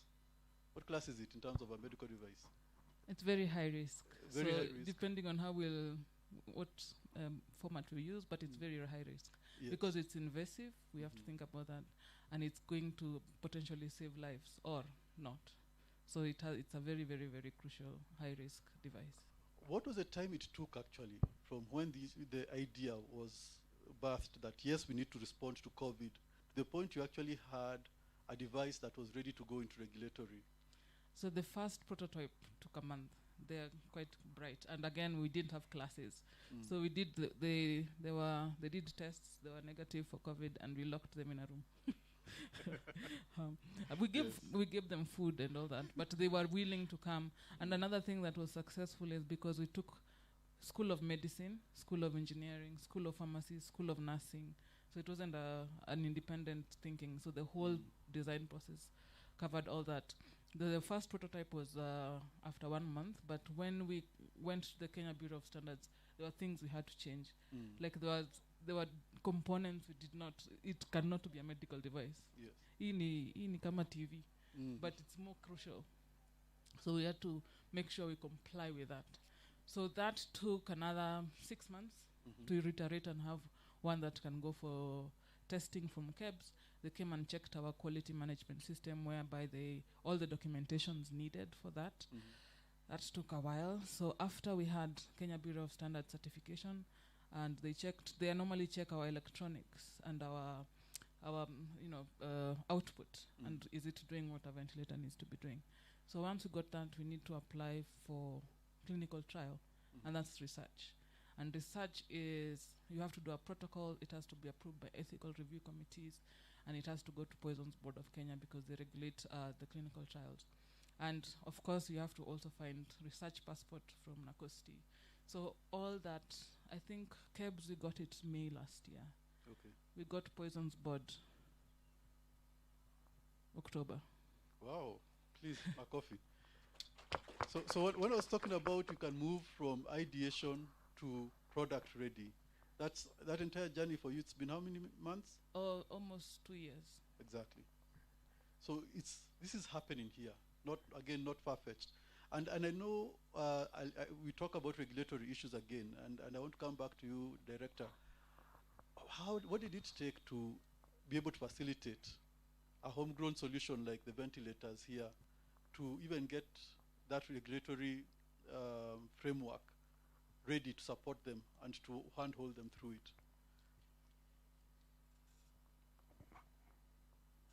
Thank you, Dr. We have committed ourselves as government and ministry together with our state parastatals to ensure that we don't stand on the way of good ideas. I want to give an example of what happened during COVID. Instead of even saying the farms have not made it as expected, we reach out to them and even round out the standards. So even in this case, I'm sure it would have taken longer. But there was a deliberate effort as a country to ensure that those devices come to the field and are in use. So what we are trying to do now is we are trying to beat down the even time taken to respond to various regulatory requirements, whether inspecting, giving an okay to an application, and all that. We want our regulatory institutions to work with the entrepreneurs to ensure that rather than them standing on the other side to mark whether they have gotten it right or not, to nurture them to do it right the first time. So this is the emphasis we have put to both our Kenyan Bureau of Standards and others to work together with entrepreneurs to ensure that we come up with quality devices and other products right from the one go. So we know there has been a challenge of delayed response to applications, inspections and the like, but the scenario is changing. And you can keep it. I've been given a new one now. Thank you. Another innovation. Makofi, and because when I talk of triple helix, people sometimes do not understand what it really means, because that's the knowledge creator. And she's talked about the summer camps and the kind of behind the scenes capacity building that has been happening, to the point where university students, not even postgraduate, undergraduate, are able to develop basically a level 4. So we usually go with complexity from level 1 to level 4. A level 4 medical device in 2 years to market approval, and it required more than just the knowledge they created. I think when you started, did you have the standards for ventilators? No, there were standards in ISO. Yes. There were standards in even the British BSI also had standards, but we needed specification from KEBS. Yes. But they were quick to develop the specifications, and the specifications now guided. They actually called us to make the specifications more Kenyan friendly and use the standards to inform the specifications, and from that they were able to use those specifications to. So that's the enabling environment. So again, without government policy to support, this would not have been able to happen. And now the only piece that's remaining is what? Clinical trial. Clinical trial, which requires capital. A lot. And you need the appropriate capital to do so. Yes, especially just insurance. Remember, it's a new medical device, so we can't just go arms blending. We have to think about the protocol, insurance, and also every time you do an application, you have to pay more, so capital. So let me go to the MBA guy here. Bwanamani, how do we solve the needs of innovators that have actually been able to move from ideation to prototype to getting the necessary regulatory, meeting the regulatory standards? How do we now get to a point where we can invest in them? What do we need to do to fill that gap? And I'm coming to you, Dr. Chelule, very soon. Yeah, I would like to compare innovation like running a relay. It's more of a relay than it's also a marathon in some way because it's long haul, but it's a relay in terms of you're passing on the baton from one person to the other, right? We as Vilgro, we are very generous in the way that we wouldn't start you off with equity. We don't want to take shares in something that we are not sure will work, right? To start with. At that stage, when you're trying to validate, prototype, validate, we give you grants because it's a big gamble. This thing might work or might not work.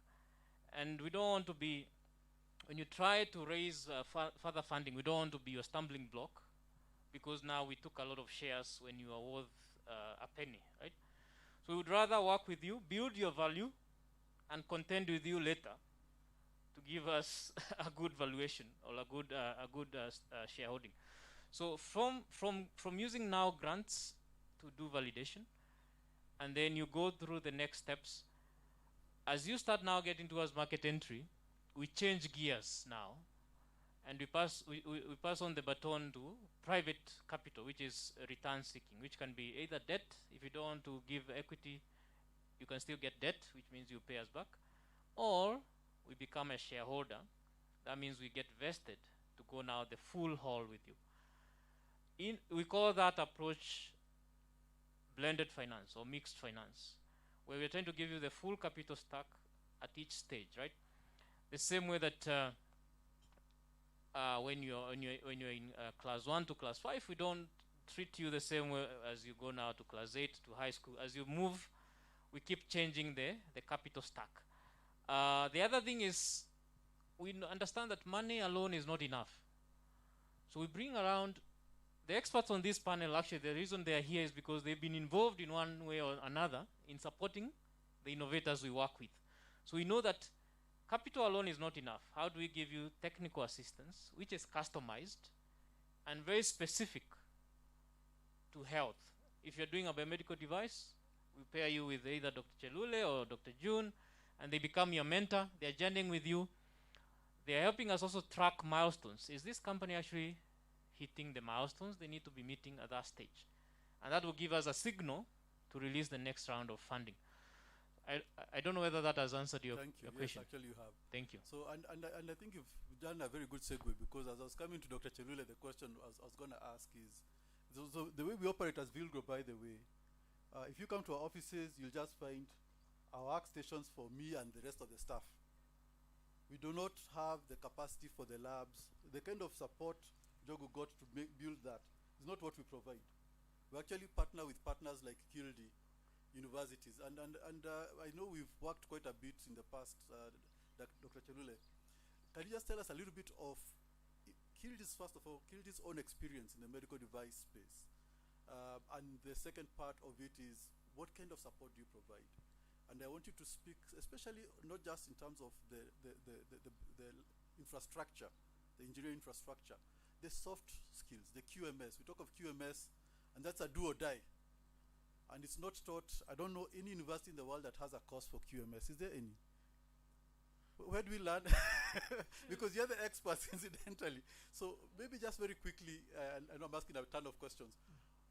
How do you come into this as Kildi? What's your capability, and how are you able to actually support a medical device and innovator? Okay. Before I answer your question, I want to give assurance in form of my personal experience, and I want to say this. Any person who does engineering can make a medical device. Njogo can do it. The only difference between medical device and a car like that is that the material we use for medical devices are predetermined. They must be of a certain quality. That's why today, and to design a medical device is far more easier compared to designing a car. True. If the dimension for the engine for this car are wrong, the vehicle will not move. But you've heard that there are people who have bullets launched in their bodies, and they live today for many years. That shows you how simple it is to make a medical device. Number two, my personal experience. I've spent 16 years in the UK working for medical device companies as research and development, later on as a regulator. Two of the companies I work for were started by graduates of technical and vocational education colleges. It's just certificate after high school. At the time I joined, for example, one of them, we were 9 people with PhD. The owner is a graduate of certificate. So don't underrate TVC. They are very good. Can you please clap? I think this is important. Because we imagine complexity means we cannot do it. These are people who've been there. So that you don't, this is not Karanja's vain imagination. But please continue. Medical devices are driven by practitioners, doctors and nurses. And I've seen this happen in Kenya. I've come up with a nice idea. It doesn't work like that in medical. It has to find a use. There has to be a user. That user drives. You meet the user's needs through standards, okay? Through QMS. There are companies that operate without QMS, but they have other ways of doing it. For example, I can give you this. There's a time the standard on packaging was not there across the world. So what we used to do, we would package them, somebody runs with it, drop them, you use a car on a rough road, and then we use a plane, and we'd also use tumble dryer, the one for drying clothes. If the packaging can survive through those phases of materials, we deem the packaging good enough to to protect the medical device inside. So again, very simple. Let me come to Kirdi. A few years ago, we were given a challenge to make medical beds. And so we were given to partner with Kenyatta National Hospital. They gave us a bed called fixed height. So it means the height is fixed, it doesn't move. And our job was to reverse engineer. So we developed the design, the template, and what we did was we selected certain number of SMEs, that are you people, who had engineering knowledge. We trained them. So one would be doing the head, the chassis, the painting, and all those. There were a total of 150 beds. And each of them did their respective parts. At the end of the process, they brought to Kirdi, we assembled them, and we had the beds. So you don't have to be the sole producer of the beds. You just need to divide among yourself and give yourself responsibilities, because the more you do the same things, the better you get. But if you are making the whole bed, then you're worried about the final look. You don't need to. The design will guide you. So at Kirdi, we provide infrastructure. We have machinery in which an SME interested in a technology will come and use them at a fee, guided by our engineers and scientists. What we also do is we guide you to meet the relevant standards required, which will be stipulated by KEBS. At the end of it, when the product is ready, you take it yourself. It's not the responsibility of Kirdi, because Kirdi is not a money-making entity. It's a facilitator. This applies to other sectors beyond medical. So essentially that. So I'm just, again, people believe the government is not working for us. Is it working or is it not working? Isn't it? So, and I think maybe the last one as we close because of time, and I'll start with you, Bwana Director. For this medical devices cluster to take off, from your angle on the policy making side, what is the number one need, or what is the number one issue that you think we must address straight away in order to actually make that, those 25 startups, we want to start counting from next year, 2022. How do we, what is the critical thing that we must get right on the policy front? And then what's the most critical thing we must get right in terms of that capacity building, enabling that you're talking about? Wilfred, what's the most critical thing we need to get in terms of financing? And what's the most critical thing we need to get in terms of the creating of this, the invention? Thank you, Dr. We are determined to demystify industrialization. Our local content policy emphasizes on preferring locally made goods and products. We have also, as a ministry, deliberately taken to forging and strengthening collaboration between academia, researchers, industry, and the policy makers, so that in our decision making, we are in tandem with what is happening in the rest of the world. We want to draw academia to consider the problems that society is grappling with, so that now, as they think even of such solutions, like now the ventilator was sparked, the local production of ventilator was sparked by the need that, we now need a ventilator as one of the life-saving gadgets in the COVID fight. And through that one, we came to even see how exposed we were. We thought when you hear of ICUs, every hospital and these devices. So that exposed that we under that weakness. So proactively now what we are doing is we want to create an environment where good ideas are progressed from academia, so that academia is not just dwelling on theoretical concepts, but generating ideas that address the society's problems. We then want to create a platform where such ideas find room to create real products in industry. So industry, academia, policymakers collaboration, we are determined to strengthen that one. In the recent past, we have an engagement with the University of Nairobi, Egerton University, Kenyatta University, and today we would have had such institutions here with us. But we indeed shorten the program for the many challenges we had, including the so many activities concurrently running. But we will create a space so that we bring ourselves together and continue with the good ideas that today find room in being supported by our policies. What we used to call strategic industries are now coming real. Self-sufficiency in the essential commodities that we need, whether you call it medical products, devices like those, and we want to actualize this. Our colleagues have put it clear that it is not a vast investment that can deliver, but when you put ideas together, we have our institutional infrastructure that can make things happen. From the policy side, we want to create a synergy.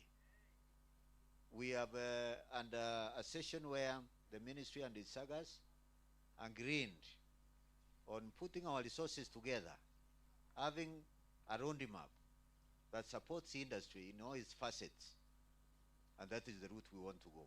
It enrolls from academia, other institutions, and the industry. We are not waiting for industry to complain. We'll reach out to them to find out even their proposals. We are telling academia to open up for industry even to propose curriculum development that addresses the skills needs for industry in the face of changing times. So we are flexible and we are focused. Thank you. Makofi tafadhali. I think I'm the only one who appreciates good news here. So what's happening? We're too accustomed to bad news. Dr. Again, I like starting with off remarks. If you go to America, a town called Wausau in Indiana, the top 5 medical device companies are all located there. It's like coming to Nanyuki, and all of them are there. They are competing, so that's a cluster. And I wanted to say, I want to appreciate the Formation of Innovation Forum. This is the way to go. In terms of capacity, as a country, we do actually have capacity. Medical devices are not made necessarily by medical engineers. They are made by doctors, they are made by nurses, they are made by mechanical engineers, electrical engineers. All you need to do when you come together, and we have to go through the experience to appreciate what is it that is required to make a medical device. You just need an engineer to appreciate that this is a device not to be used on the road or outside, but to be used on a human being, and therefore this standard is required. As simple, they are very basic things. They will tell you. For example, I was involved in the total knee replacement for which I got a patent. All I needed to know is, can my knee survive a force of 10 times my weight? As simple as that. As an engineer, I don't even need to know anything else. Because there are times when you will jump, that momentum creates a force that could be up to 2 times or 3 times.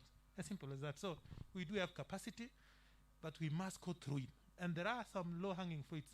Today, if you go to the hospital with your child, they'll be told they have tonsil, they'll be told to open their mouth, and there's a piece of stick that is put on the mouth to press, that we call tongue depressor. It is a piece of bamboo or a cypress. It's a medical device. We import them. Okay? Things like those. Where is Njogu? Now, Biashara kuja. Now, before you get injected, you have a piece of cotton which they apply spirit, and this is a piece of cotton harvested and cleaned, sterilized, as simple as that. So these things are easy to make. I think we made it look like complicated unnecessarily. So in short, we have capacity. We will not know what to do until when we walk the journey, and I appreciate Vilgro for taking the initiative to invest so that we experience. We will continue building. It will be a travesty of justice if today we started importing N95, face mask, and gowns, because I think we have capacity. Yes. We shouldn't even have impose some tariffs now on imports of those, because as a country we are well covered. Very catered. Yeah. Thank you. Again, Makofi. Yes, Yeah. we need money. What do we need to do?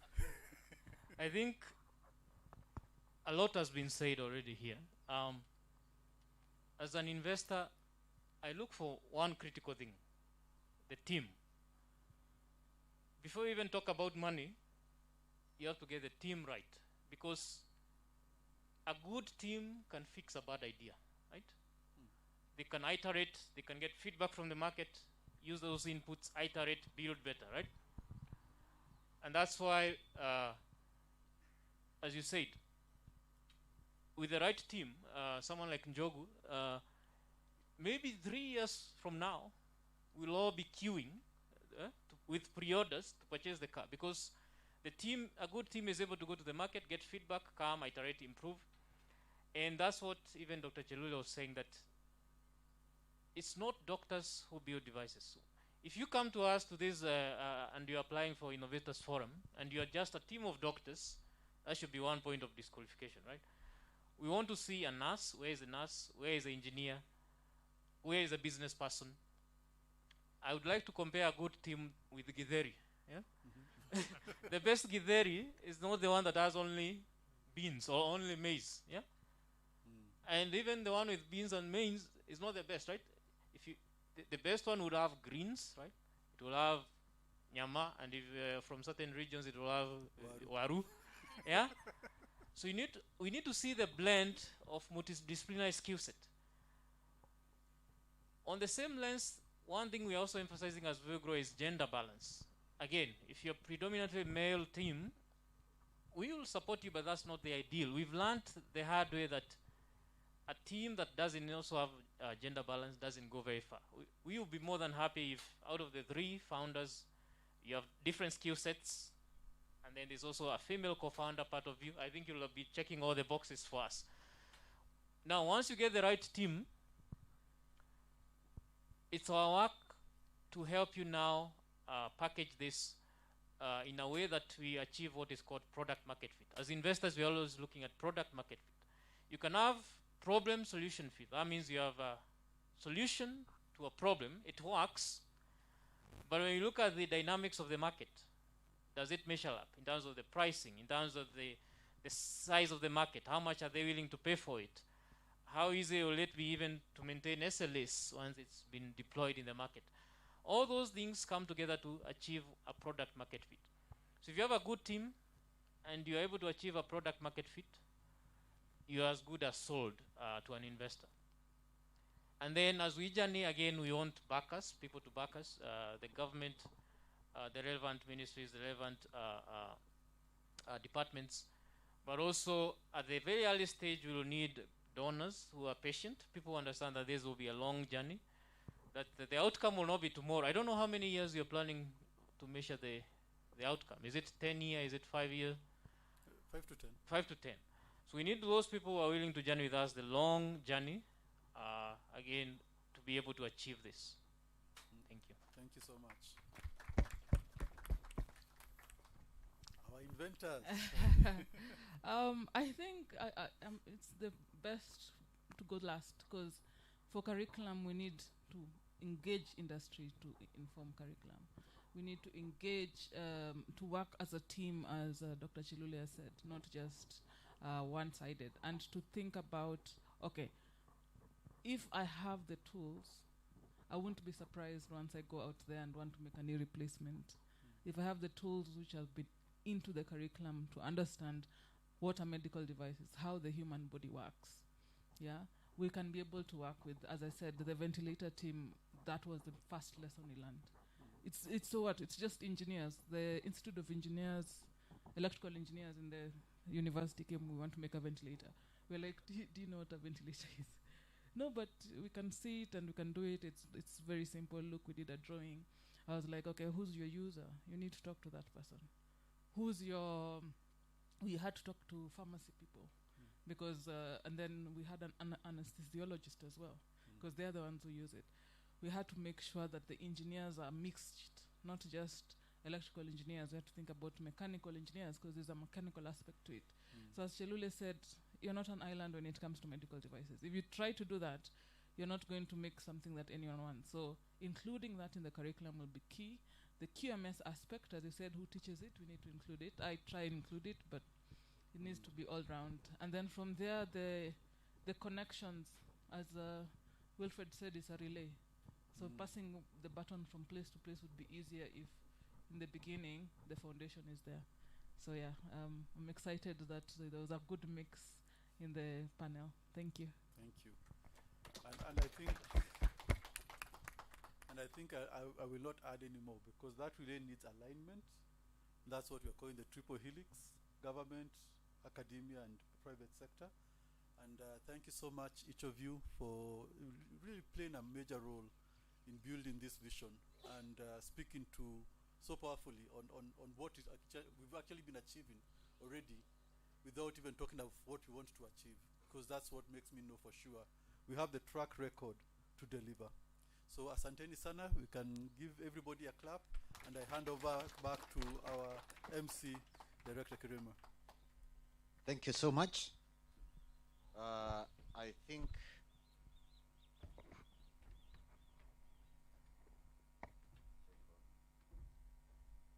it is now 11:30. We were supposed to have an industrial visit.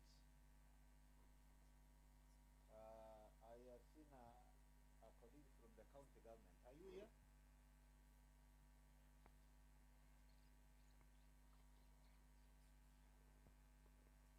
We did postpone that visit so that we could accommodate that visit. And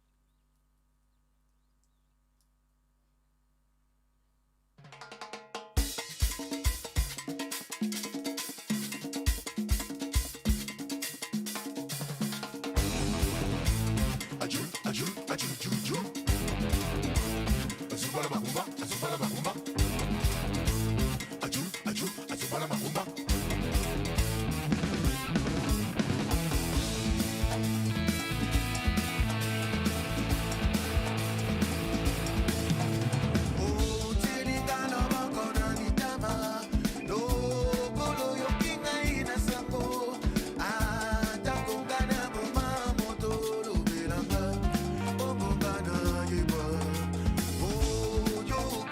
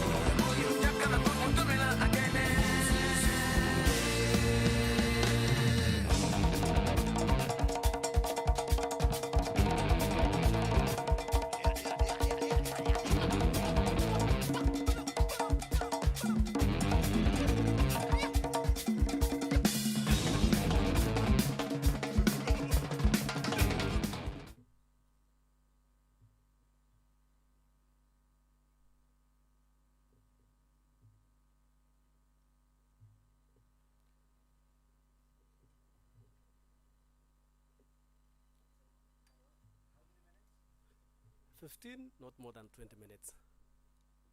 Good morning. My name's Simon Chelelgo. I'm representing PS Ambassador Weru, that is State Department for Trade and Enterprise Development. The topic I'll handle is opportunities and challenges for industrialization. Have you connected? As they connect, probably I can talk of State Department for Trade because my colleagues have talked much about industrialization.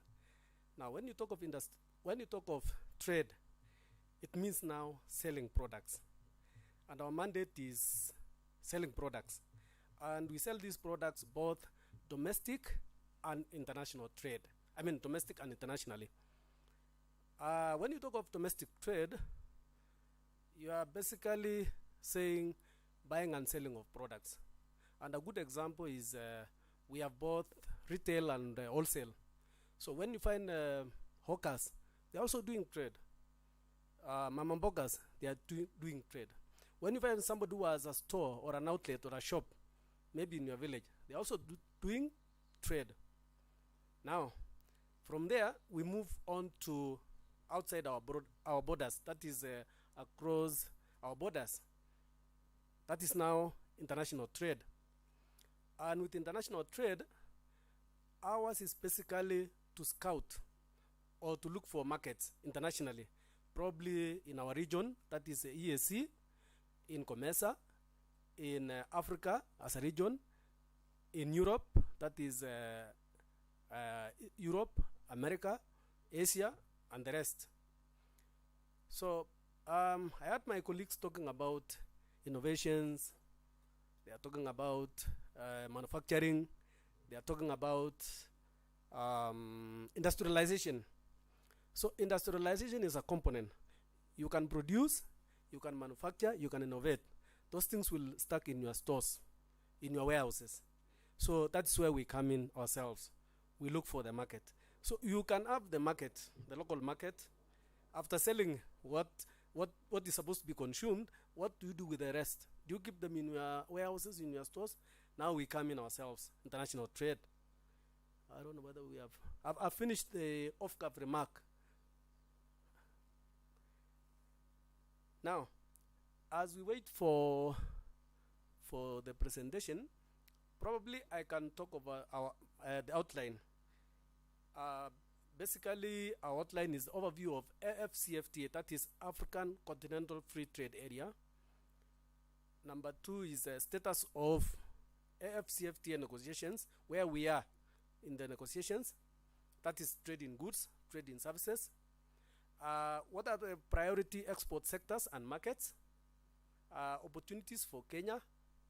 Implementation bottlenecks, those are the challenges. And then finally, interventions. Lydia, we're almost there. Okay.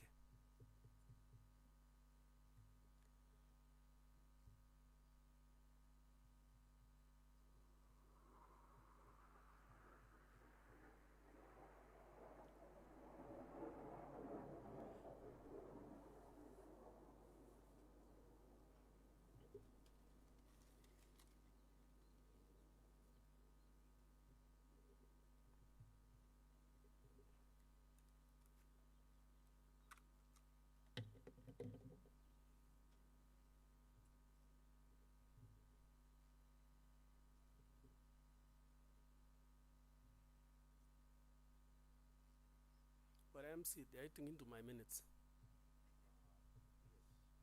I hope you'll compensate. Okay. Now we'll wait.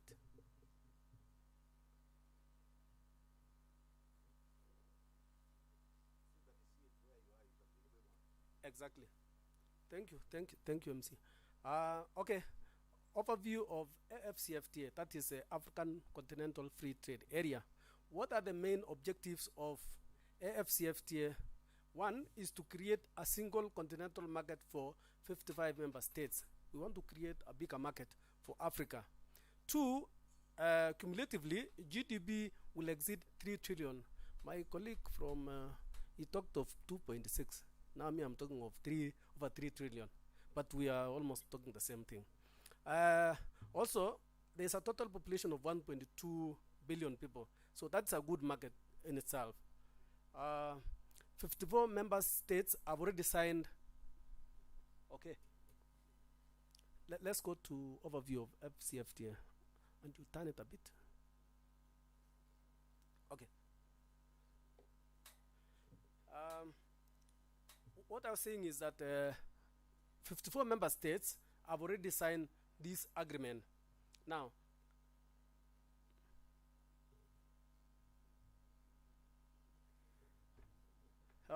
39 states. Yes, yes. This one has been interfered. No, just leave it. Just put it.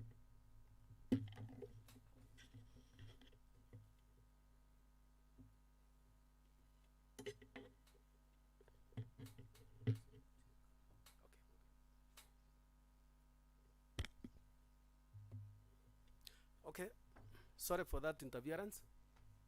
What I was saying is that 39 state parties have already ratified the documents with the chairperson, that is African Union. Oh my, it's not very clear.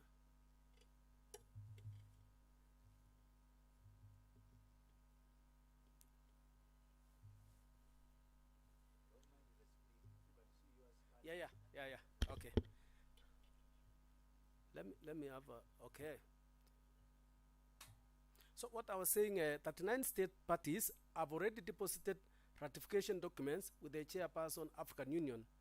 That is 3 ratified and not yet deposited. 3 countries have ratified and not yet deposited. Total ratification is 42 out of 54. So what I can say here is that Kenya and Ghana were the first countries to ratify and deposited the documents of this agreement, or FCFTA. Now, what is the scope of FCFTA? What is the area? 1, the agreement establishes FCFTA. We have 2 areas. 1, we have the first phase and the second phase. The first phase include protocol on trade in goods, protocol on trade in services, and then protocol on rules and procedure on settlement of disputes. So the second phase is now, second phase will be negotiated in due course. Now,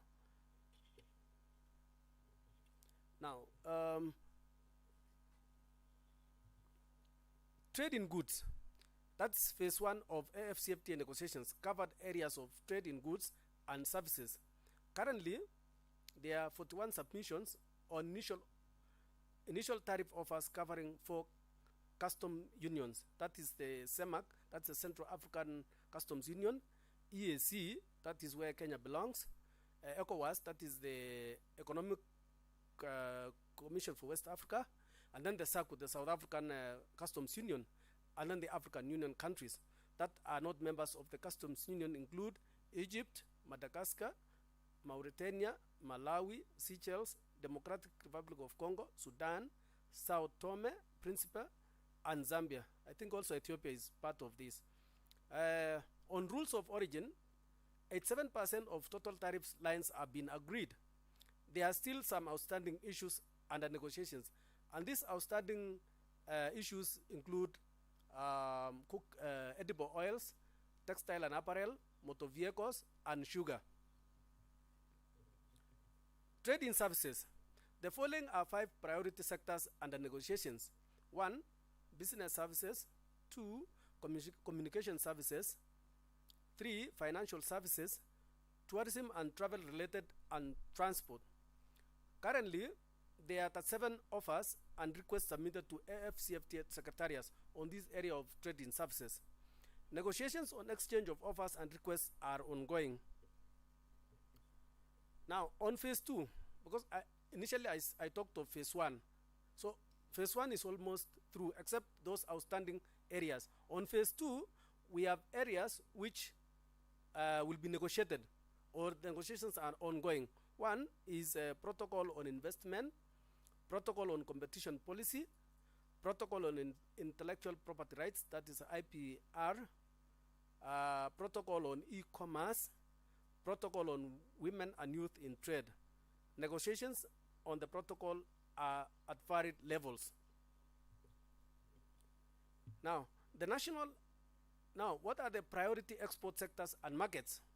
The national AFCFTA implementation strategy recommended 1, agriculture, because agriculture is our backbone. That's our priority number 1. Number 2 is livestock and fisheries. Number 3 is manufacturing. Number 4 is handicraft. And then there are others, mining, oil and gas, as the prioritized sectors in merchandise trade. Now, priority products in agricultural sector include the following. 1, tea, coffee, vegetables and pulses. Pulses are, minji and the rest. Floriculture and fruits, cotton, tobacco. Now, priority products in manufacturing sector include textile and apparel, leather and leather products, plastic and plastic product, metal and allied.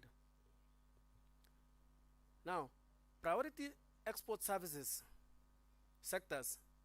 The identified export sectors in services trade are as follows: businesses, tourism, education, health, financial, ICT, cultural, and sports and services, transport and logistics.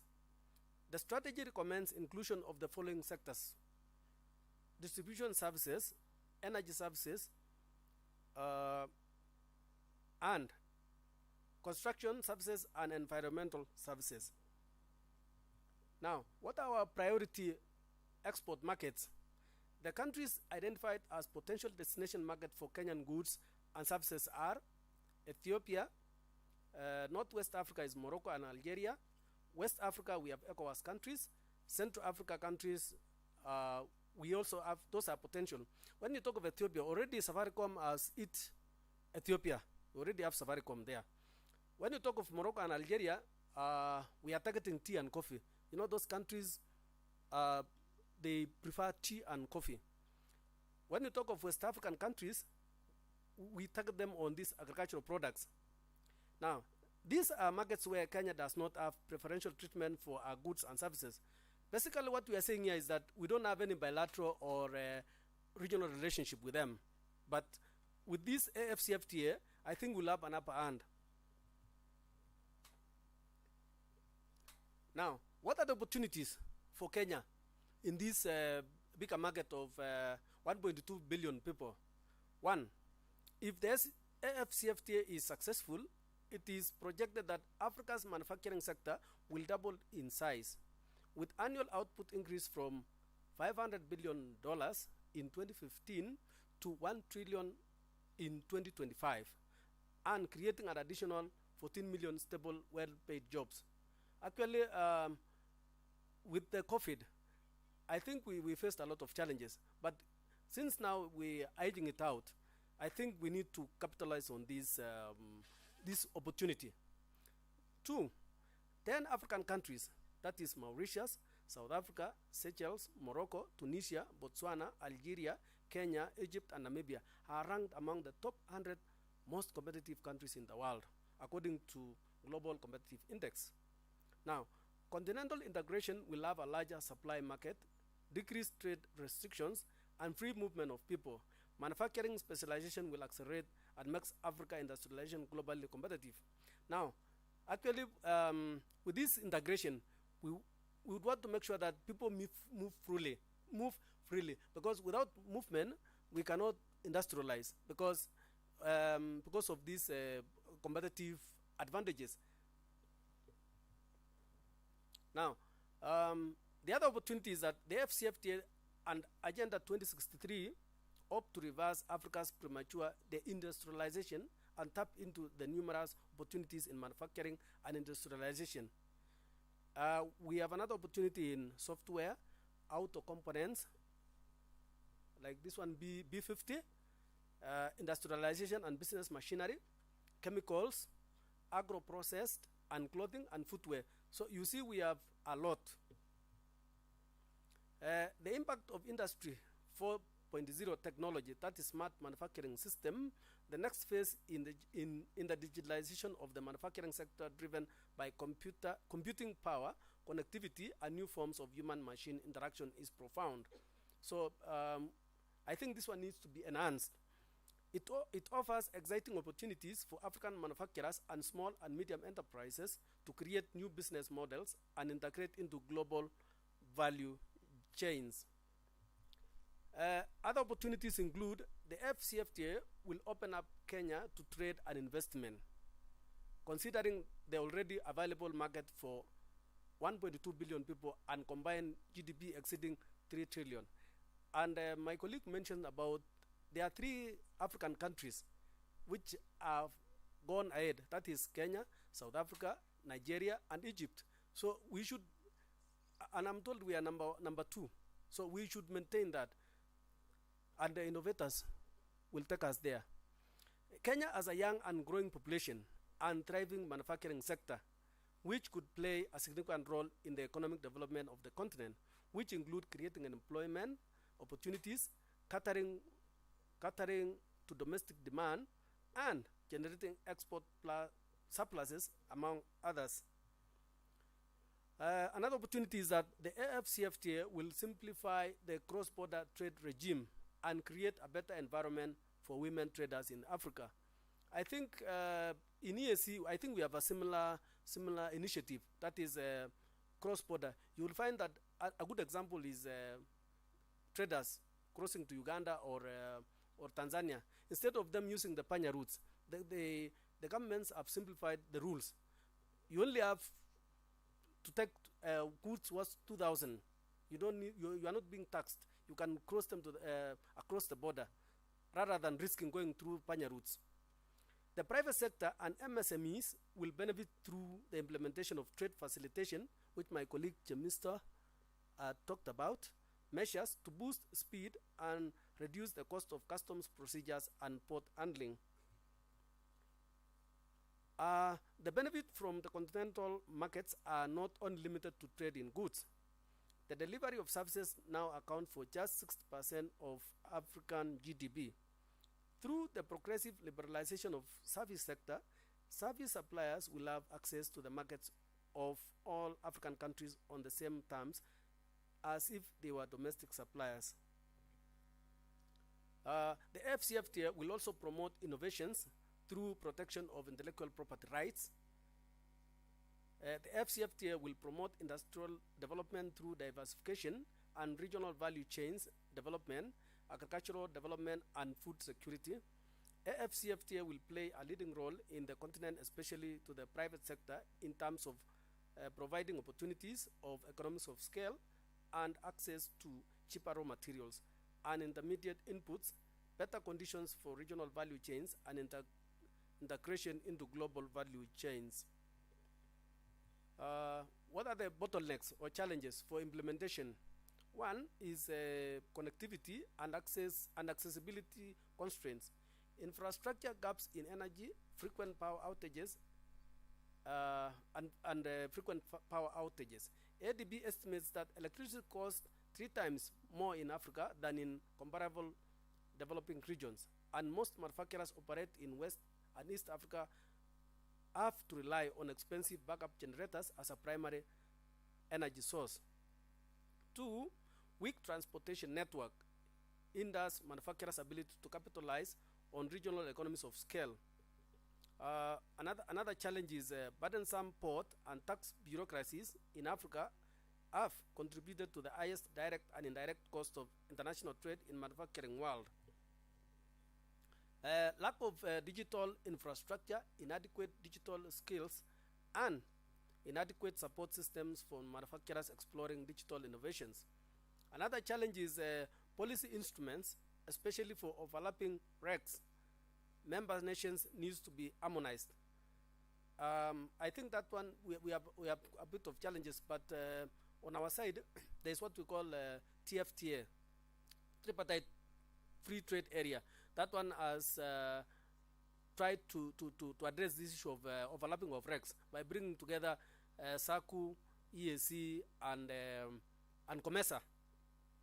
Weak enforcement of existing treaties and delayed removal of non-tariff barriers continue to hinder free movement of goods, services, and persons across the border.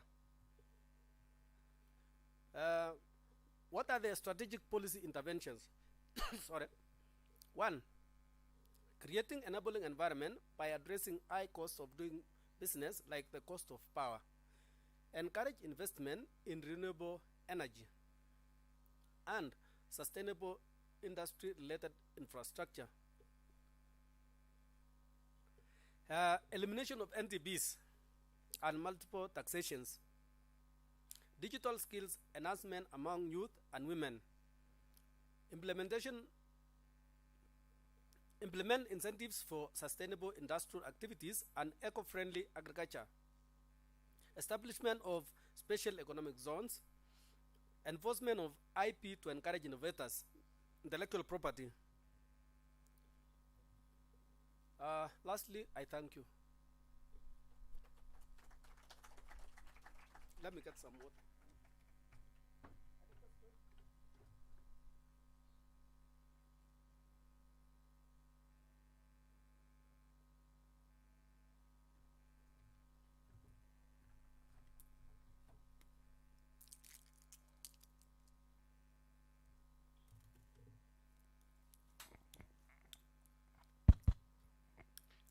Thank you very much, Simon, for that nice presentation. Maybe, are there questions for Simon? Yeah, because Simon has talked quite a lot on the Africa Continental Free Trade Area and the opportunities that are open for us to utilize the Africa Continental Free Trade Area, and also the efforts that the African governments have been making to promote intra-African trade. And that's why the negotiation for the African Continental Free Trade Area has been critical and driven by the African Union, because it is enjoying the highest political commitment with the African heads of state. And from the discussions that we've had in the morning, you've seen that Africa is the least continent in the world that trades among itself. And to ensure that we trade amongst ourselves, this African Continental Trade Area is trying to remove barriers to cross-border trade, both in goods and services. And that's why a lot of efforts by the African heads of state have been put in to make sure that we reduce those barriers to trade amongst ourselves and enhance intra-African trade. So this is the opportunities that Simon was talking and presenting on behalf of the PS.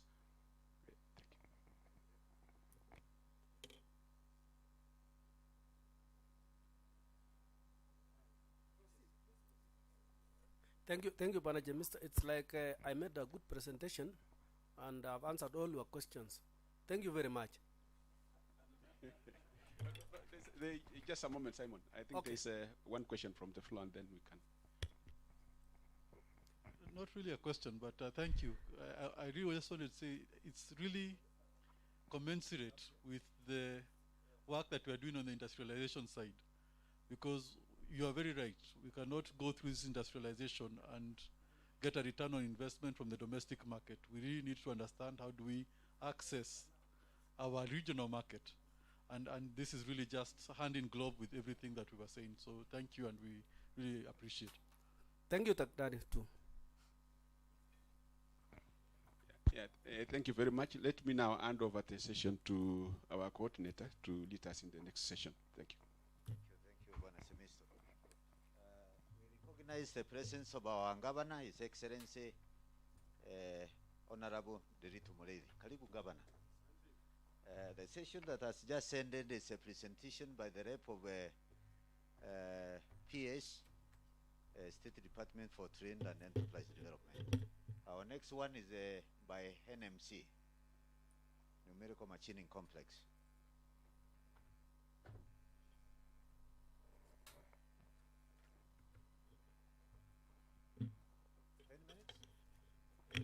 This is a long presentation. How many minutes? You know, NMC has been mentioned here many times. But I'll try my best. Try to shorten. I try my best. I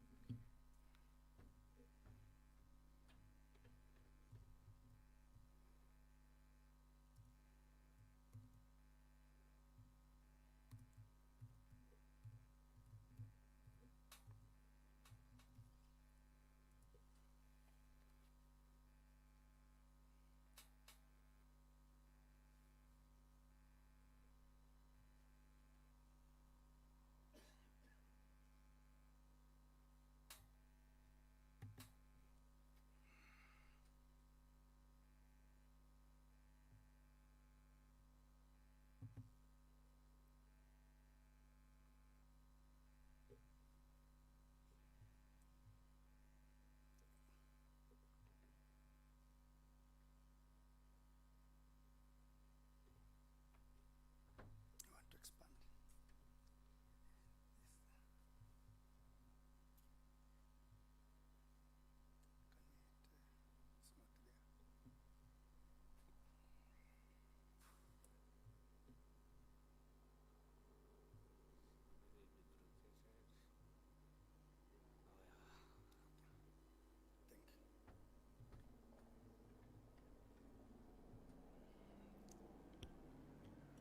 Karibu Governor, ladies and gentlemen, amjambo. You can hear me. I'm Engineer Mwadali from Numerical Machining Complex, Managing Director. As you've heard, NMC has been mentioned here very many times. I'll try my best to be fast. I'll give you figures of NMC, our capacity, which will be demonstrated here. And we can assist MSC and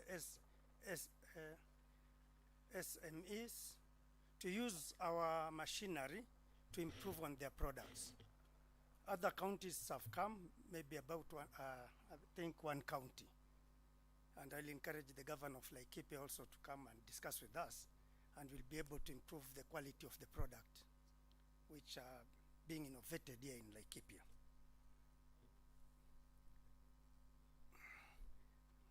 NMC was the first company, a government company, which started the production of the car. It is there on the screen. It was as a result of a dream by His Excellency Mzee Moi, the late Moi. He came out with this dream that Kenya is now ready to manufacture a car. The car was manufactured in 1991, 92. It is there in the workshops. Sooner or later next year, we'll be able to present it at the museum for people to see it and to know the history of NMC. Don't ask me why we abandoned this project, but you can see that car is called the Nyayo Pioneer. It is up and it is running. Numerical Machining Complex is a company. It was registered, I can't say it.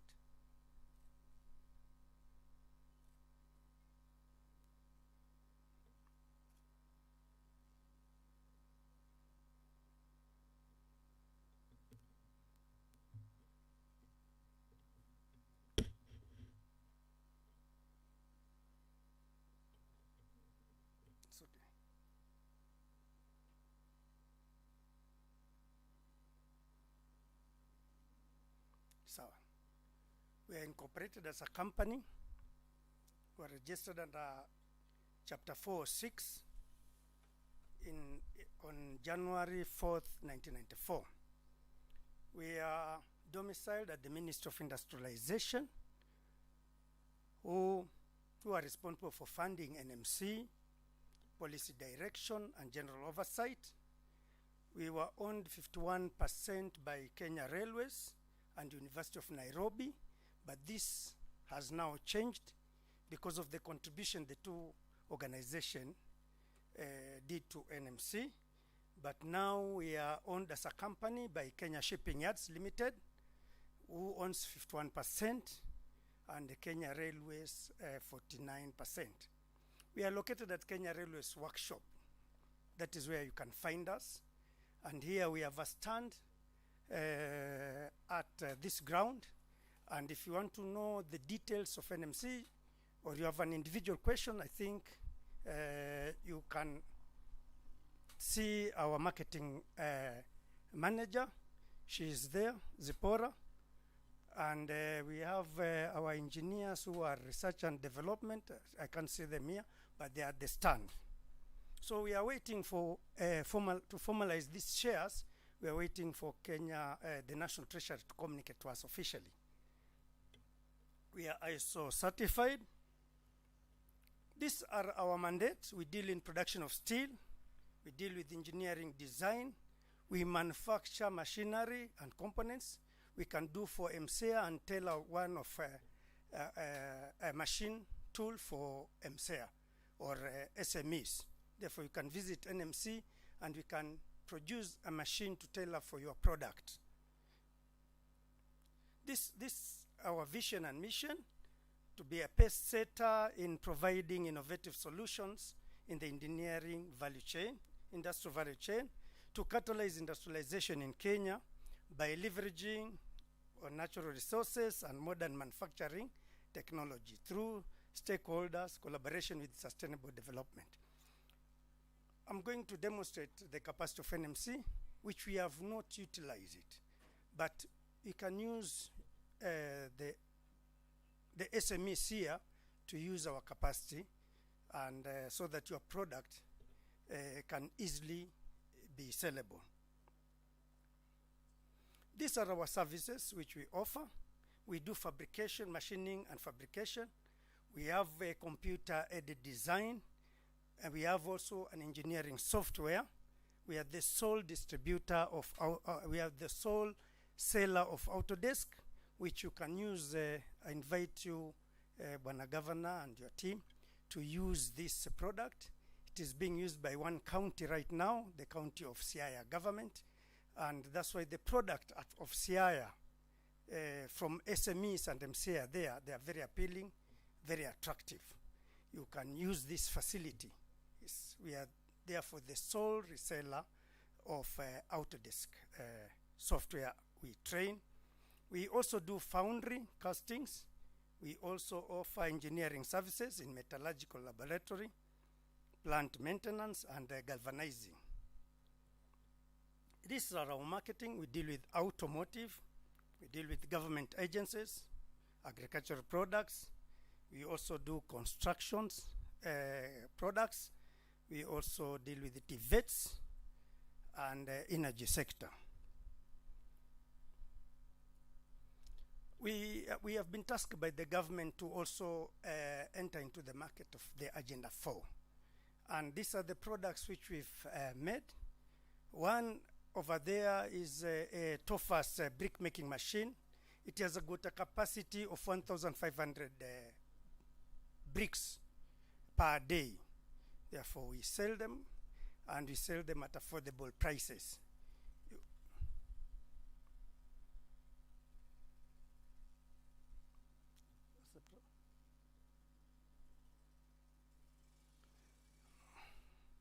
It's on and off. We also manufacture water pump, Mavuno pumps, for agriculture in this sector. 9.9 horsepower, 5 horsepower, and 6.5 horsepower, which can be used for irrigation purposes. Therefore, that is the sector of Agenda 4. The next Agenda 4, which we ventured into, is the hospital bed. We are exhibiting it here for the first time. It has never been done elsewhere. We have the bed, we've done the design, we've researched on this bed. It is a 3-function bed. We can use MCA to 60-70% of this bed. We want those components to come from the small media enterprises. We don't want to do everything. And you can get the designs from our R&D office, pick a component, because we'll be receiving thousands orders on this bed. We But for us, this time we've done it 100%, but there are components we want to give it to MCEA, and with us, we'll just assemble the main components. We are calling it Tiba beds. You can see it at our stand there. We are also doing industrial parts. This is not being screened. We are doing industrial spares, the gears. We can do crown gears, spiral gears. We have got very good machines which were bought during the manufacture of the Kenyan car. We also do castings, a lot of castings. For Kenya Railways, they are big customers, and they consume a lot of cast iron brake blocks. For these are brake actually, we call, in a car we call them brake pads, which are really highly consumable item. We have also dealt in fabrication and the transmission of spares for Kenya Power and Lightning. They are also our bigger customers. All that what holds the transformer has come from NMC. We also do engineering services. We do machining tools. If you want a small lathe, we have them. We have them at NMC. We did for your small, medium enterprise. We can come, negotiate, and we sell one to you. We still have some left there. We also, our big customer is Isuzu East Africa. We do brake drums for them. And also Kenya Railway, they have got another component which we designed is for carrying, we call them saddles, which carry steel coils. We have also done a research on what we call grinding media balls. There are balls which are bought from German, some are bought from South Africa, some are bought from China. We have done research on those balls. They are what we call high chromium grinding media balls. They are used to crush rocks in the cement factory, also in the mining industry. One of our cement factory has already carried the test on them. They are not bad, and we are improving on them. It's the Bamburi Cement Factory. Even one of our sister company has already requested, it's the East African Portland Cement. They are also ready to do tests for them, and they will be buying them locally. We want to enter into that niche of cement industry. We also do brake discs. I wish you could see the pictures, but I'm proceeding. We also do suspension.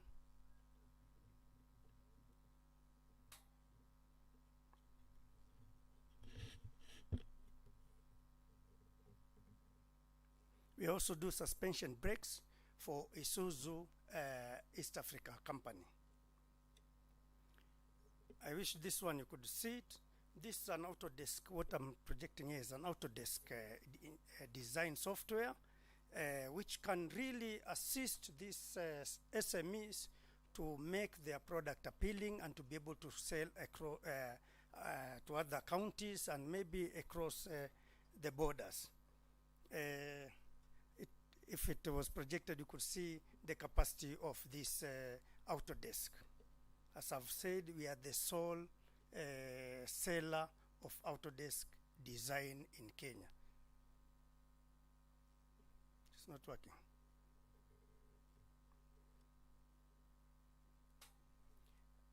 Our customers for Autodesk, there are 15.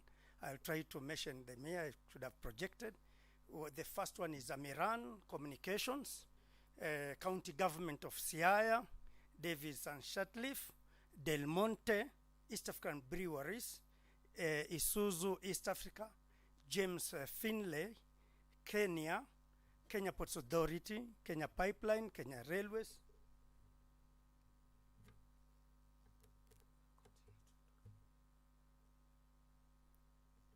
Ministry of Defense.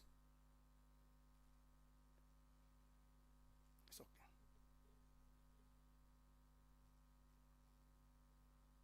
It's okay. Ministry of Defense, Ministry of Energy, National Irrigation Board, and Tata Chemicals Magadi. You can see the only county government which uses our Autodesk, our software licensing, is county government of Siaya. and you can actually go to Siaya and see how they've improved their products. We are also tasked, as a government entity, we are tasked with one flagship project, which has been mentioned here, is the integrated iron and steel mill. We did a study in 2015.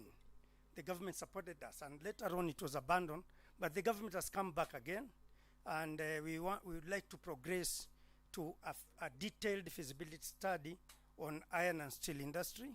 We've already presented it to the State Department of Planning at the National Treasury, and I hope we are going to get funds so that we progress this iron and steel mill. This iron and steel mill, there are four raw materials. The three ones are can be mined in Kenya.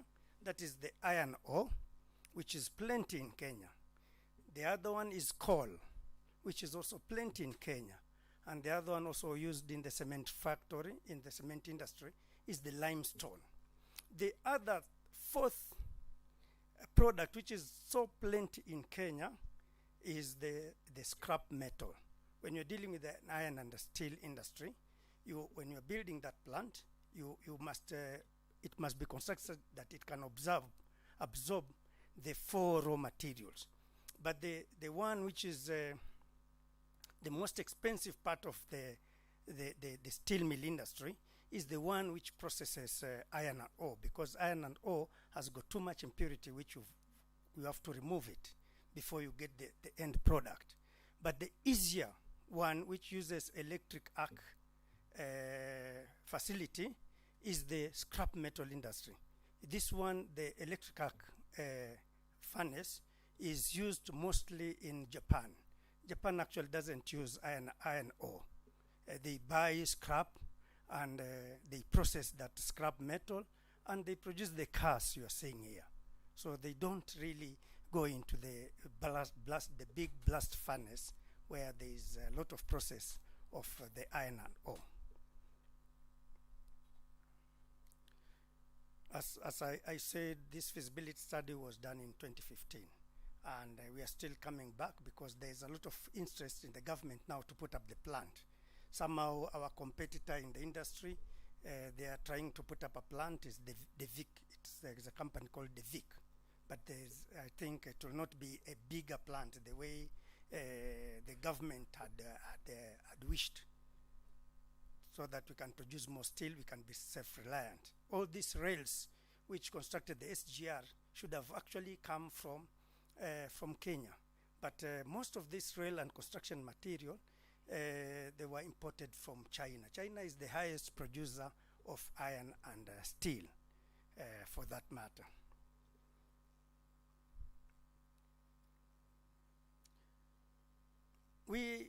NMC has assets. One of the biggest assets we have is land. We have plenty of land, which is located in Mavoko. It's 1,200 acres. Therefore, we can set up a factory. Actually, in the initial stages, when there was that dream of having a Nyayo Pioneer, the government bought a lot of land at Mavoko to set up 11 semi-autonomous factories. But at that, in 1990, the government only managed 2 factories at NMC, which is the foundry itself. It's the biggest foundry in East Africa. I'll be going through and you'll see the consumption is too heavy, is too high. And the other factory is where we are, is the numerical machining center, where we have mass production machines. Therefore, only 2 were managed by the government at that time. The 9 ones have not yet been set. They were to be set at Mavoko at a piece of land which is 1,200 acres. This, at that time, was done in 1992 when the land was allocated to us. We have various equipments which the government is supporting us, and we are continuing to buy this sophisticated equipment. We have 2 universal lathe machine, 3-axis. We have got machines which are 2-axis. we have got machines which have gone up to 5 axes.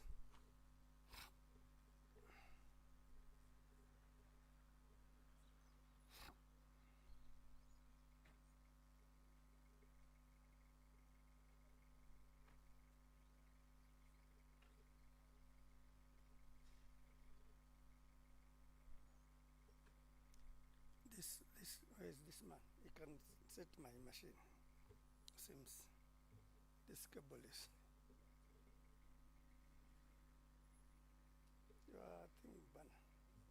This thing has failed me.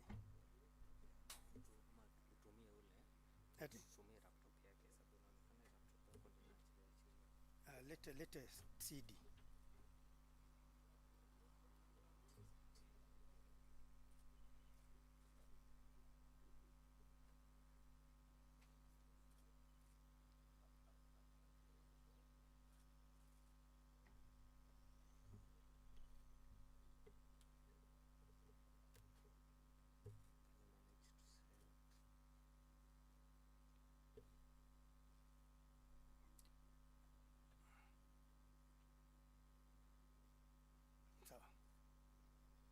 Karibu Bwana Kas. Yeah. I was just in the middle of the presentation. Okay. Karibu Bwana CS, and we will carry on to that. Thank you, sir.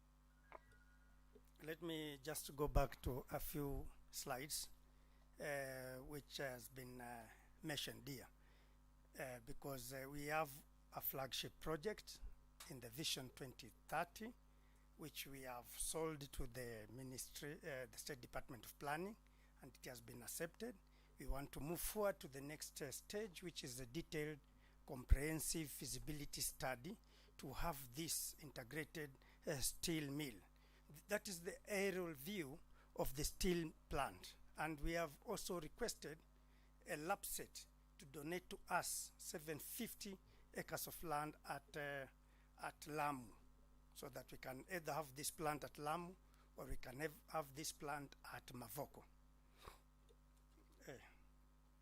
This thing is on and off.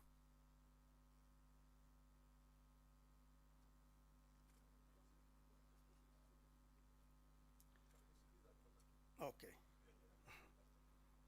As I had started that NMC during its inception, it was allocated 1,700 acres of land where 11 semi-autonomous factories were to be set, but the government only managed 2 of them, which are situated at Kenya Railway Land, the foundry and the machining complex. In terms of equipment, we have the best equipment at NMC. We have 3 2-axis machines to 5-axis machines, and we are replacing the old ones which were bought in 1991 during the Kenya Railway SCA. There we have a CNC turning machines, you can see it. We have also a shaping machine. We have a gear machines and milling machines as machining equipment, which can assist our SMEs and MSEA. If you want a quality product, we can get it for you at NMC. Recently, we bought what we call a 3D printer. It came from Poland. It is still, I think, 4 months old. We are also training on it. I've heard on biomedics who are here. They can use this machine, it can produce prosthetic arms. We are still learning on it. Also, it can produce various components for SMEs. It's a very good machine. Next year, maybe, if all goes well, in April, we'll buy a scanner. This one uses a drawing, where you put a drawing and you can put in the flash disk, send it to the machine, and the machine will be able to manufacture what is in that drawing. We are going also to buy a 3D scanner, what we call a 3D scanner, compatible with this 3D printer, where you can come with a component. You don't need to draw. It's going to be scanned and sent directly to that 3D printer, and it will be printed. You can visit us and you'll be able to see the capacity of this machine. It is the latest machine we have at NMC. In terms of fabrication, we have that is a plasma cutting machine. It can cut. It is the biggest I think in Kenya. It can cut to the capacity of 75 millimeters. That means 3 inches. It's really over 20. Maybe now it can go for 28, 30 million shillings. It's a very expensive machine. We have not fully utilized it. As a SME, I look at you can bring what you want to be cut on this plasma cutting machine. Right now, the Kenya shipping yards are going to use it because they have been tasked with the construction of big ships at the lake and at the ocean. That is also a rolling machine, can roll some of our product. This can bend, that bending machine can bend 15 millimeter. It has got high capacity. Our machines are actually the high-end machine. It can bend as far as 3 millimeters, 15 millimeters, sorry. That is an electrical, an induction, hardening induction treatment machine. If you want, whenever we produce a gear, some gears are soft. For it to meet your specification, we've got to harden it. Because when you are machining, you don't want to machine a hard steel metal. Therefore, we have to machine it and then take for heat treatment. At the foundry, before we engage into doing your product, we have to have a pattern. Those are the patterns we make. And then this pattern is taken to a molding machine. Down there, although you are seeing a small picture, this machine is 3 times this tent. It's called a disematic machine. It can handle 400 molds per hour. It's the biggest in East Africa. It can handle 4 molds per hour. It was installed during the Nyayo Pioneer project. There we've got, you can see how casting is in progress. We smelt a lot of iron. We need a lot of scrap. And our consumption, we have not even achieved the capacity. We have 2 induction furnaces. Each furnace, the cupola furnaces, they were down in 2015. I've already recovered 1. In February, we recover the other one. They've got a capacity of 6 tons per hour. That is the amount of scrap these two cupolas would require. We have also procured 4 induction furnaces. 2 are for cast iron and 2 are for steel, high process steel. And that is what normally we use to do chrome steel for our cement balls, which are being which are under research. Therefore, we can provide you with good steel. The capacity, total capacity, if all these are running, is 8.5 tons per hour. You can imagine the amount of scrap we really require to keep this plant active. When you come with your product, we take it to the lab. We look at its strength. We look at its composition. You come with the brass component. You come with the bronze component. We have to take it to the lab. You come with steel. We take it to the lab. We don't want you come out there and we don't know the composition of this product. We have a spectrometer. We do carbon analysis. We have hardness tester. We can also do crack detection. Therefore, we are at the service of SMEs. They can use this facility. We are still improving on this facility. We are buying what we call a metallurgical microscope. It will be here maybe in another April to be able to detect the scatter of metal in your component. Going forward, the machinery we want to buy, which are coming, 2 have already been awarded, is the laser cutting machine. In a cutting environment, As I've said, the plasma cuts can cut more than 75 millimeters. It's the biggest in Kenya right now. The laser cutting machine is to cut a thin sheet of metal or patterns. If you want patterns on a component, the bed there, the top, those holes have been cut by a laser cutting machine, but can also be cut by a plasma cutting machine if you put a nozzle. You know, the plasma cutting machine, there are several nozzles you can use depending on the currency, and you can also use but it reaches a size. If it cuts, you're going to spoil that component. Therefore, you go now to the laser cutting machine. What I've seen here, most of the component here, actually you don't need these machines. You also cutting, you can cut using what we call a guillotine machine. The guillotine machine we have at NMC can be able to cut 15 millimeters without waste. But also that 15 millimeter can be cut by a plasma cutting machine. But the best, if it is sheet metal you are cutting, the best to use is a guillotine machine. The other third component there is called a hot press composite brake block plant. The government has approved this in the procurement plan. Our board has approved in the procurement plan. We'll buy this hot press composite brake block machine.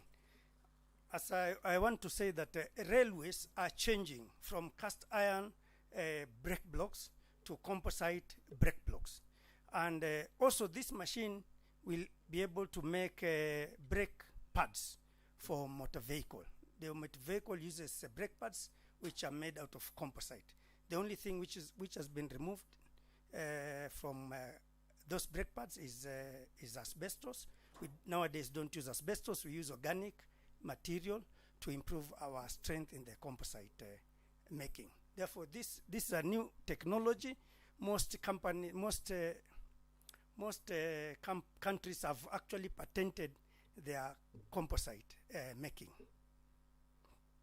The next plant we are buying, the bed which you are seeing out there has to be painted, and the recommended painting is a powder coating machine. We are also bringing out our powder coating machine. I've had my sister company, Kirdi, they have already acquired one, and maybe we can outsource and use their facility for powder coating. The other machine which will be coming is called a dynamometer testing plant. This complements the composite braking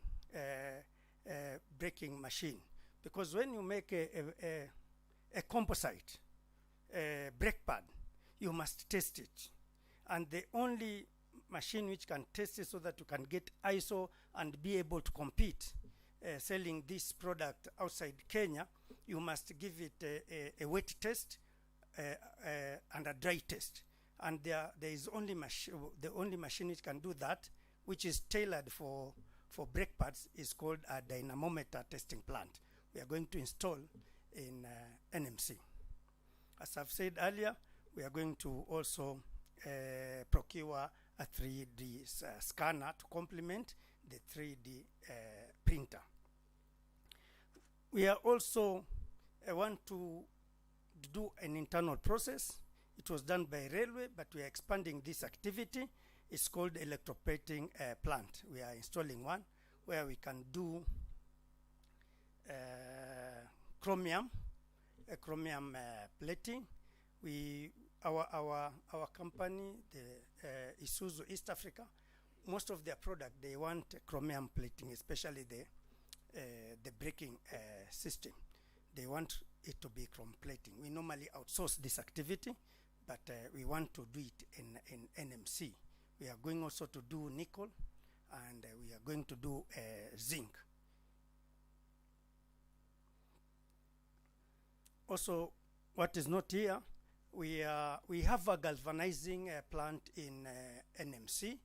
we have already bought the biggest plant, the biggest kettle, about 4.5. There are people doing galvanizing, but want to do it now in a proper way. We had a tank which we manufactured, but it didn't work well for us because it kept on breaking down. But now we've bought one which came from China. It's about 4.5 because we get products from Kenya Power which are a bit longer, and we want to accommodate them. Even our company which is coming on board, the Kenya Shipping Yards Limited, they are using a lot of galvanizing material. They want most of their items to be galvanized. They're going to use that system. On top of this, we are putting a space also to do what we call hot dip for bolts and nuts. Most galvanizing bolts and nuts, they are coming from India or China. We want bolts and nuts which are galvanized to be done at our plant in NMC. That is one of our products which we collaborated with the JKU CAT. We made it a small tractor which you can use to just till your land, not the big tractor. It can till your land 1 acre, 2 acres. It's a good machine. But JK, I think they ran away with this product of ours. We have also done several. That is for energy sector. We did a mini hydro plant by NMC, which can produce 22 kilowatts. It was installed in Gatanga. We have challenges of funding. Our Mavoko land has been encroached, and we are looking for more space to install our equipment which we are buying. And Kenya Railways, we've written Kenya Railways, and they've already accepted to give us more workshops where we're going to install this equipment which is coming. Our foundry, let me talk about foundry. Our foundry consumption, total consumption of scrap, we need 10,000 tons per year. Maybe the tonnage we've already received is maybe 2,000 per year, which is not enough for us to be really productive, and for the machines capacity for smelting and the machine capacity for mold only is not enough. If we have done our arithmetics, and we need 10,000 tons of scrap metal to enable our foundry to be productive, and it can serve our customers very well, and to enable it get quality scrap. Already we've got an offer from Kengen to give us their scrap, and we buy. Actually, they're not giving us. We want to buy that scrap at market price. Even we are requesting any scrap generated here, you can become our customer. We normally buy from scrap dealers, but we want the government agencies to actually sell scrap to us. That is our contact. You can contact us through that. We are located at Kenya Railway Workshops. We have our sales and marketing manager. She's at the stand. You can meet her, and she'll be able to tell you what we do. We also have an R&D engineer at our stand. It's called Collins Odhiambo. You can meet him, and he'll explain to you how Autodesk design and manufacture can assist you. He can also explain to you how the 3D printer, which we have, it is a special one. The others located elsewhere, they are small machines. As I've said, I've had the biomedics here. That machine we have can actually produce prosthetic arm. You just need, when we bring a scanner, it just scans the arm and just produces the arm. Thank you. Thank you, MD NMC. We now want to give 1 minute for any questions to NMC.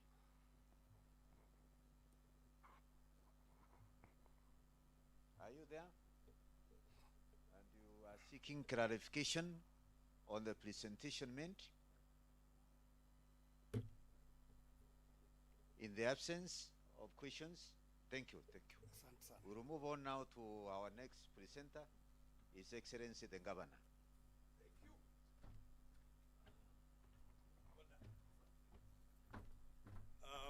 Thank you very much, and welcome,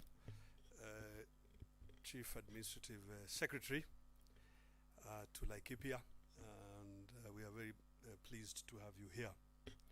Now, I noticed that the MD was struggling with the technology, so I'm not going to attempt to do that, because if the engineer was struggling, I'm going to have, no, I wouldn't need that either. I'll just walk with me here. Also, and you know the MD is my friend, so he wouldn't mind. Our own the tuk-tuk we make ourselves is not in the museum; it is right here. So when we are finished this presentation, we will invite the CAS to get in the tuk-tuk, and I will drive him so that we can demonstrate what we are talking about. In addition, here in Laikipia, my government, we really, and I hope you our colleagues from the national government, you can join us. We ourselves, we never talk about challenges. What we see are opportunities. And the opportunity here today that we are discussing is the opportunity to industrialize Kenya. And we encourage you, ladies and gentlemen, let's join hands and do it. Because all the ingredients to industrialize Kenya and Africa are here today. Let me demonstrate. Now, this Equator Gracia water is bottled here at Nanyuki. Okay. By the way, this is one of our brands. This is by Nanyuki Water Company. Now, to fill this bottle, you need a basic filling machine, isn't it? Of course, you can fill it with hand, but that's very manual and bure. If you want to do serious production, mass production, you need a filling machine. When we go out here to the exhibitions, for example, EM Naturals, who makes beauty products, she needs to mix. Now, she can mix by hand, or she can have a mechanical mixer that mixes quickly and then uses a filling machine to fill. So if you look at most SMEs in Kenya, they require that level of machinery, filling machines, mixing machines, and so on. The question before you, ladies and gentlemen, is where are those machines being made? A basic filling machine, a basic mortar, a basic mixer. So long as we continue to buy them from our friends in India and China and elsewhere, we are not going to be industrializing. Yet, here is the good news. Here is the opportunity, MD.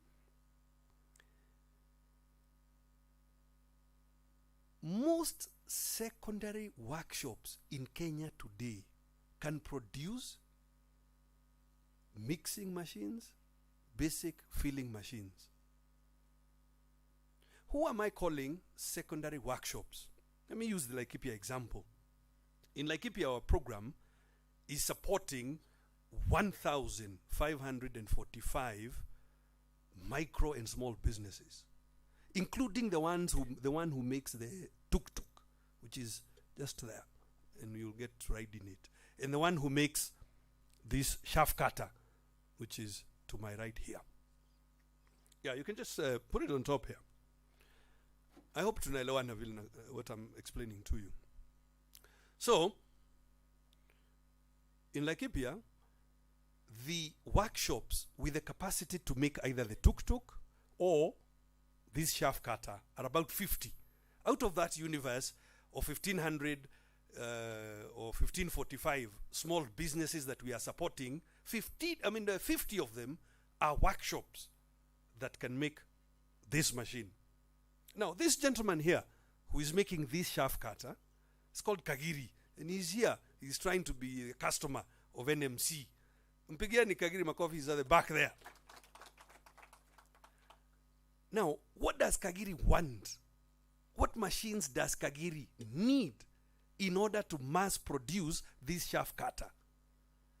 Yes, the MD is correct. He requires a plasma cutting machine, among other machines. Among other machines, including welding, so that the welding is,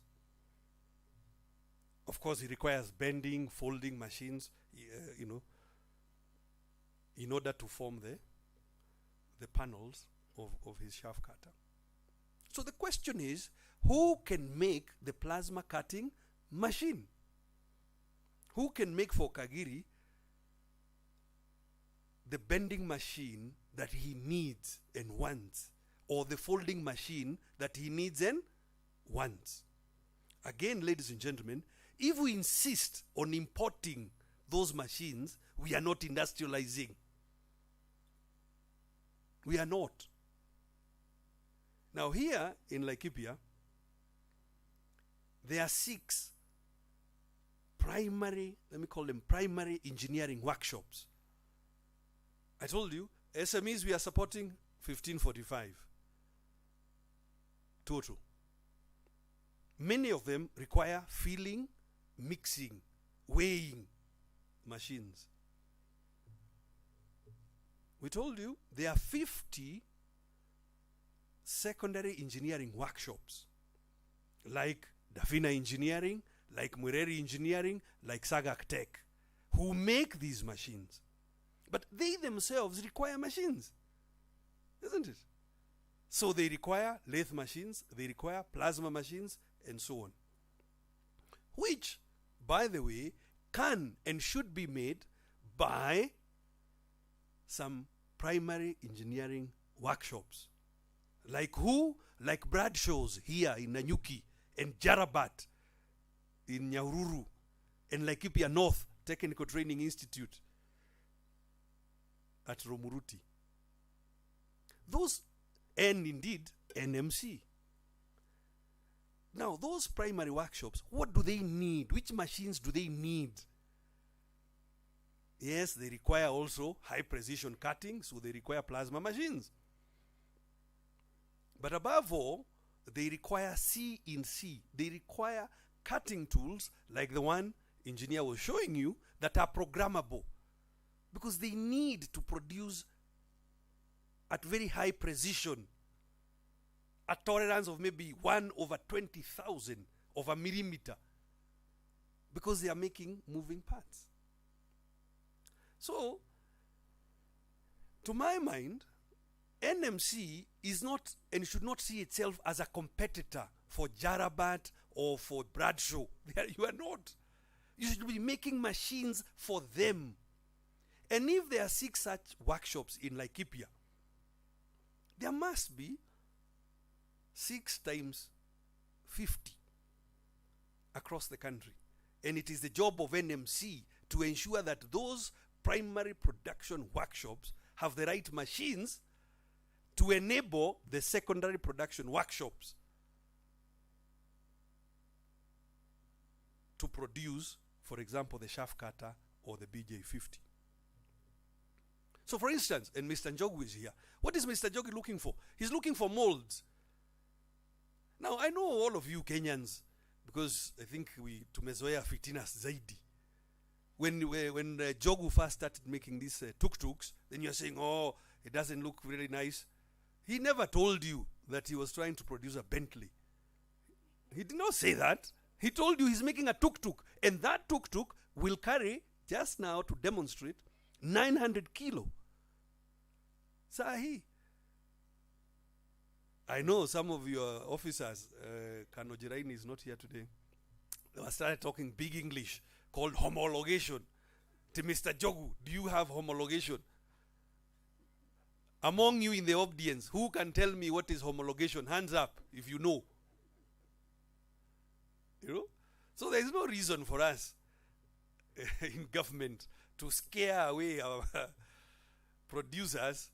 Homologation is Kenya Standard 2715, which is trying to say, if you intend to sell this tuk-tuk in New York, you must meet that standard. Jogu is not trying to sell the tuk-tuk in New York. He's trying to sell it there at Suera. He's trying to sell it in Nyahururu. He's trying to sell it in Nyandarua to carry 10 bags of fertilizer. That's what he's trying to do. So why don't we work with him as national government, as county governments, to ensure it happens? Now,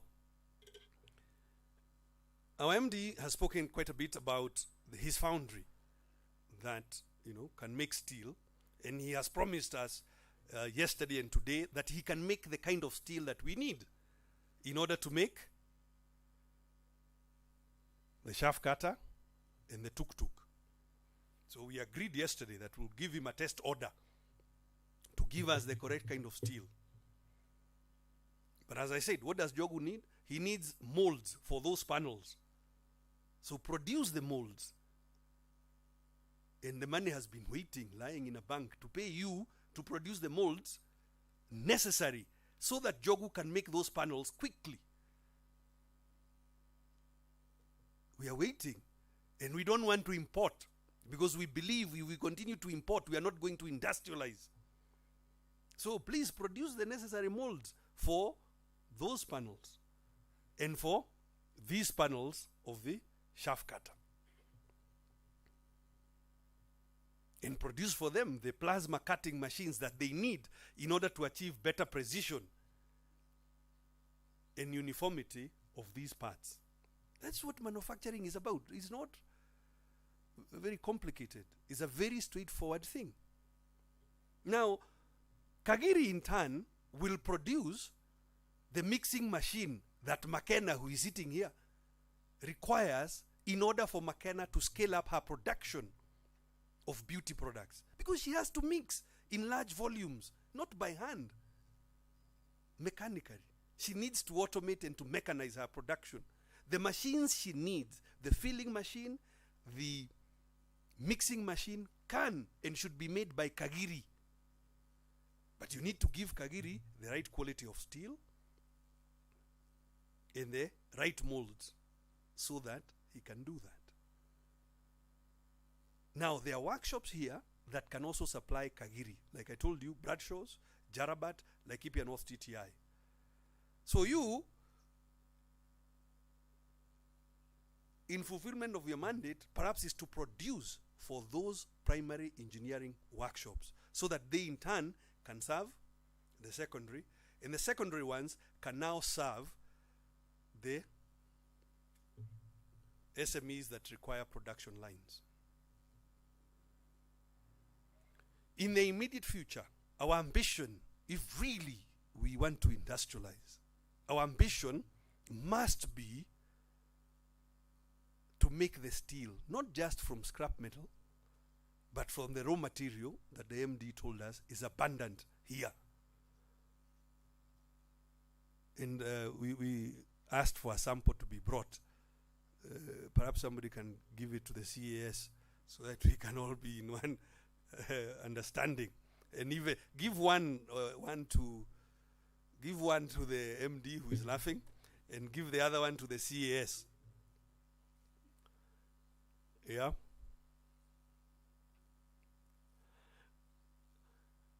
That rock that the CAS is holding is iron ore. It is 78% iron by volume content. Just give the MD, let him hold it to get a real appreciation. Yeah. Yeah. This one is just about 5 miles outside where you are sitting. Is one of the richest iron ore deposits anywhere on earth. When the Australians saw the whatever from the testing, they said, how is that possible to get 78%? So the weight that you are holding now, if when you take this to the foundry, you'll get 78% of that weight in iron. And because the coal is just here in Kitui, and the limestone is just around the corner here in Tharaka Nithi, and also here in Laikipia, why can't we just get on with it?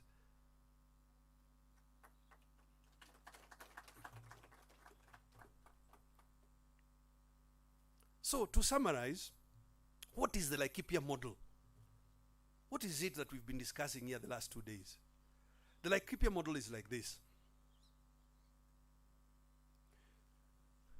Producers of final products, such as McKenna, whose business is called EM Naturals, and I encourage all of you to buy her products. You know, some people have been asking me, why am I looking younger? Because I use her products. So, it's true. So do that. So producers of final products require machines. What kind of machines? Usually mixing, weighing, filling. So if you look at an enterprise that some of you, senior officers, went to visit yesterday, Kewama, yeah, who makes Nina yogurt and cheese and butter and amazing yogurt. And I think she's also one of the exhibitors here. Same thing. She requires to chill, she requires to feel, she requires to mix, she requires to weigh. Those machines that she requires. And for us, we have 1,500 of producers of final product, now like McKenna. All of them require machines. All of them. And they know which ones. Then we have the secondary workshops, like Kagiri, Davina Engineering, who is the producer of this. Like Njogu or Sagak Tech, who is the producer of that. Tuk-tuk. Or Mureri Engineering, and you will see his maize dryer, or it's actually not maize, grain dryer right here. Of those, we have 50 of them. They in turn require machines. And we don't want those machines imported. As a matter of fact, Mr. Kagiri is a bit frustrated because we financed him and we are insisting that the plasma cutting machine should be made in Kenya because we ourselves believe in Kenya. Clap for us. It's true. The other day, we nearly returned some money to a donor. It's fact. These EU ideas, we asked them, how much do we owe you? We return your money. When they had insisted that grain dryers must be imported. Yeah. And I said, look, these 100 million shillings, mulitupatiata miaka saba ago, the project is not even finished. And you are insisting we import. If we have to import, just allow us to refund your money. So he said, oh, okay, no. So now Mureri Engineering is going to do it. Because we ourselves believe in our own products. And we want to encourage all of you. We must believe in ourselves as Kenyans and just to get it done in terms of manufacturing. Now, Kagiri, Jogu, they require machines. Who can make them? Like Ipia North TTI, Jarabat Engineering, Bradshaw, and others. Of those primary workshops, we have 6. Those 6 workshops themselves require machines. Who can make those machines for primary workshops? NMC. That is the hierarchy of the model. Now, what we hope the ministry will do is scale it up. That those 1,500, nearly 1,600 SMEs are supporting 22,000 jobs. Yeah. So you just take that times 47. Na tuendelee na dunia. Yeah, that's what scaling up means. 2 last points. I know I have spoken for long. 2 last points on this question. Now, one is a raw material question. You see, CS, I'm sure you know this very well. A lot of that is mild steel. Yeah? A lot of what is there. But when you think about the gear inside there, it cannot be mild steel. Otherwise, it's going to bend. So we need the right quality of steel. Who is producing that right quality? Either forged, and for serious parts that are inside a moving part of a machine, we require high-speed steel. Now, the MD has promised me that he has the capacity to make high-speed steel. So again, we want you as his minister to pursue and ensure that he is able to do that. Because without it, we cannot make the primary level machines that we require. So let's just get it done. Then to the question of financing. Now, a lot is said about access to finance. In KIE, KIU, are you in the house? Where is KIE? Have they packed up already? In clap for KIE, I think they're in the house. An IDB, an ICDC, and Development Bank, and the one Mulifunga, ilikuwa inaitwa SEFCO, for really micro loans in manufacturing. Now here is and see Kuringa, we just want to give you some facts. You as the ministry, you can consider. I was trying to guesstimate the resource allocation to all of those resources. I mean to all of those entities. All your entities that are SME focused, what is the total amount that is in this year's budget? So if I look at your ministry and those segments that are SME focused, if I look at KIE at $1 billion, yeah, like that, I could only find about 3 billion in the entire budget. And for your institutions, yourself as a ministry, and those of your institutions that are focused on supporting SMEs. 3 billion is what I found. I did not include Mr. Odua's program because he's not just SME focused. And in any case, it's a 5-year program. So if I take the 5 billion he has and chop it in 5 years, you know, the kado, yeah. So, and here is what, and I hope you take it kindly, because as I said, it is data for you as a ministry to consume and decide what you want to do. The budget of Kenya this year is just a little over 3 trillion, isn't it? A little over 3 trillion. Let's use 3 trillion for ease of arithmetic. What is 10% of 3 trillion? 300 billion. What is 1% of 3 trillion? 30 billion.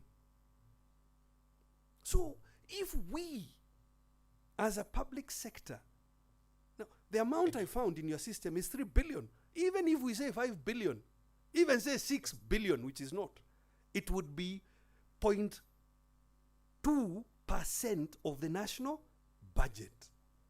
Can we really claim as Kenya that we want to industrialize? All the monies that are focused to SMEs cannot really get to 5 billion. 1% of our budget would be 30 billion. Now, here is the irony. Here is the irony. In this year's statistical abstract, we are, in this year's economic survey, we are saying that SMEs account for 93% of employment. 93% of the people of Kenya are employed in SMEs. Yet we, as a collective public sector, can only focus 0.1 or 0.2% of our budget. Can we honestly stand up in the community of nations to say we are serious about industrializing? So my call to you and to our colleagues at Treasury is that let us open up our minds and scale up. Now, KIE are trying their work. 1 billion a year. 1 billion. Out of these 1,500 SMEs that we are supporting, there's a group of 30 that look ready to make the jump, graduation. Their financing needs right now are 800 million. Just those 30. So KIE wakuje tu hapa Nanyuki, wafunge kwengine. Because they have 1 billion. And ourselves, just as Laikipia, we need 800 million. So scale is what is necessary. We have a small program, economic stimulus program, in partnership with Kenya's leading banks. It is 3.3 billion shillings. 3.3 billion shillings. just for Laikipia SMEs. So our view of the universe is that if really you mean business, then you cannot be talking about a 3 billion guarantee program for all of Kenya. I mean, you cannot be serious. If we ourselves here, and we are a small economy, if we have 3.3 billion shillings in a stimulus program, then you, at a national level, must be talking about 150 billion, 200 billion, if we are serious about industrializing. Another way to slice that number. In the stimulus program, a lot of it is focused on micro. Yeah, you can borrow from 1 shilling to 4 million shillings. 83% of all our borrowers are borrowing 500,000 shillings or below. 49% of our borrowers are borrowing 100,000 shillings or below. So we can conclude from that sample that the average financing need is about 200,000. So if you look at your sessional paper,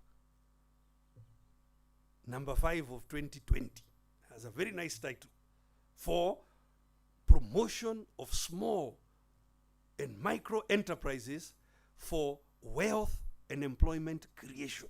Iko hapo. Very nicely written paper. Well done, Mr. Odua, Mr. Kirima, wapigieni makofi.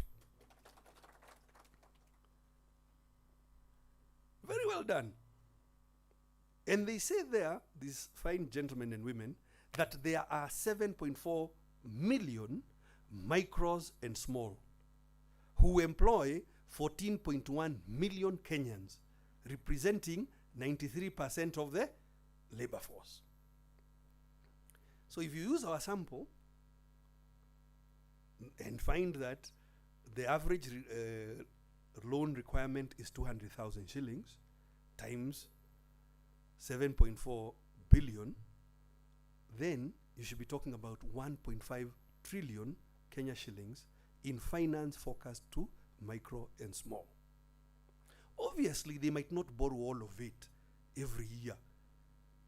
So even if you take a 5-year horizon, you'll still find you need 200 billion plus if we are serious about industrializing. And we should be, because without industrializing, we cannot get out of poverty. Without industrializing, we cannot get out of poverty. So my own wish, my own prayers every morning is that as we go into the next season of making choices, even among leadership, me included, because hata mimi nitakuwa huko nikiuliza munisaidie tapasali. Yeah, that you as Kenyans, we must honestly look to what is realistic and what is real and what needs to be done. And as you look, we invite you to look at the Laikipia model.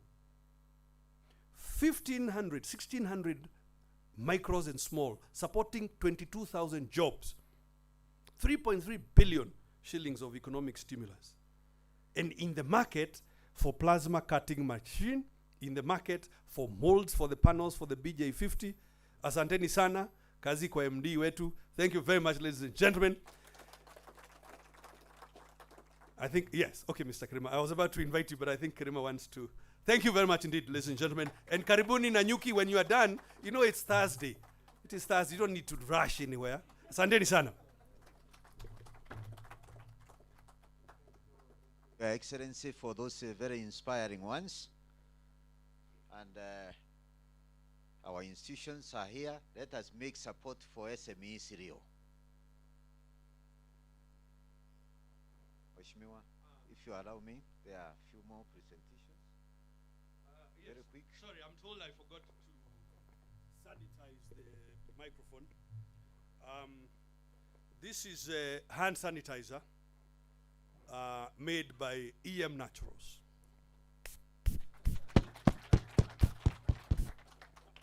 And she needs a bigger filling machine so that she can scale up and do, yeah. Thank you, Your Excellency, even for that. I really see the passion you have for supporting SMEs. And I think that's a lesson to Kale, even to the other counties. If you allow me, sir, I would wish we invite Kirindi. It comes very closely to what NMC sent, what the governor has brought up, to give us how exactly they will be able to support us to grow industry. Karibu.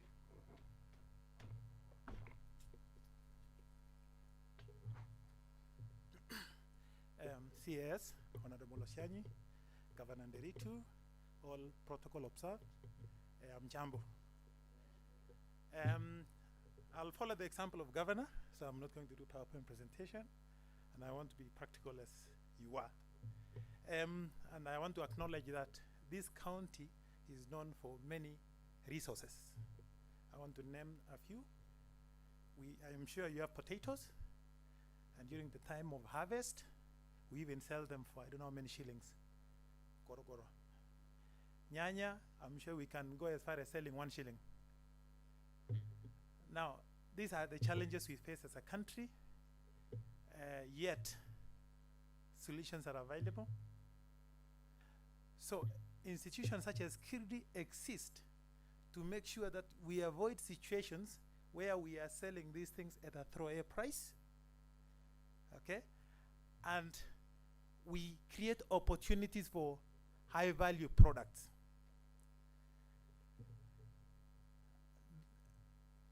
Kirdi, therefore, is here because of you, Kenyans. The customers for Kirdi are SMEs, anyone who has come out of employment, retiring, and wants to engage in an economic activity, anyone who wants to quit employment, any youth or person graduating from school and want to make business. We provide opportunities for you to do business. Our primary role is to do research and development, come up with technologies so that you can make money out of those technologies. Those in business have challenges sometimes meeting the standards. So we are there to improve your product so that they can compete nationally and globally. Yesterday we went around, we saw very good products at McKenna and the dairies and the company doing the dairy. These are products, in my opinion, that can compete globally.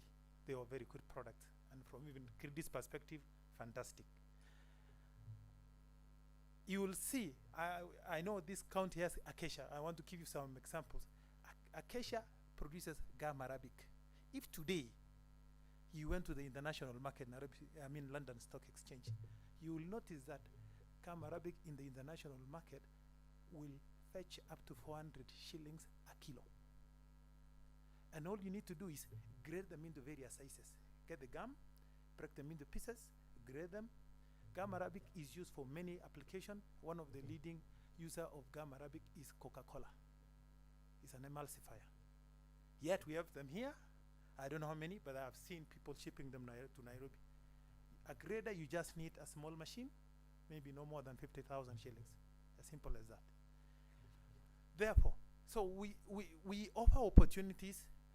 Once we have the technologies ready, we invite you, or we can come to you to come to train you. At Kirdi, we have various branches. Unfortunately, we don't have one near here, but the closest one probably is Garissa in Nairobi. So we can give you the technology, train you. A few of you who may not have facilities to make these things, we can host you at Kirdi for a period between 6 months and 3 years. That period allows you to understand your product, understand your market. Some of us, Kenyans, we are very good at telling stories. Ukitengeneza mayai, ukitengeneza kachumbari, you can make a lot of money. But it's one thing to say you can do it and another to do business. Market is very sensitive and you need to understand them. So that period of 6 months to 3 years will allow you to understand your business, so that by the time you leave Kirdi or graduate from Kirdi, you exactly know what kind of market size you are dealing with, what products are required in the market. You can now invest in the right machinery with the advice of Kirdi and be able to continue with business like that. What do we get instead at Kirdi? Obviously, we give you the technology. These services don't come for free. There's a small fee. I'll give you an example of honey. For every 1 kilo of honey we process for you, you pay us 20 shillings. And you know the market price for honey is around 800 shillings. So that's a good deal for you as a businessman or woman. Now, the other thing we do is that there are technologies that are so basic that doesn't require a lot of science. Honey processing, for example. So we put a lot of you in a queue, maybe 5 to 10 people in a month. You do it in shift. I come in the morning, you process your honey, move, go and sell. Someone else come in the afternoon, like that, all the way. To date, and that's one of our leading service we provide, we can process, SMEs we support can process between 3 to 5 tons in a month of honey. That's good business, and every company that we support create between 5 to 8 jobs directly and indirectly. So that's how we can make a difference to the economy.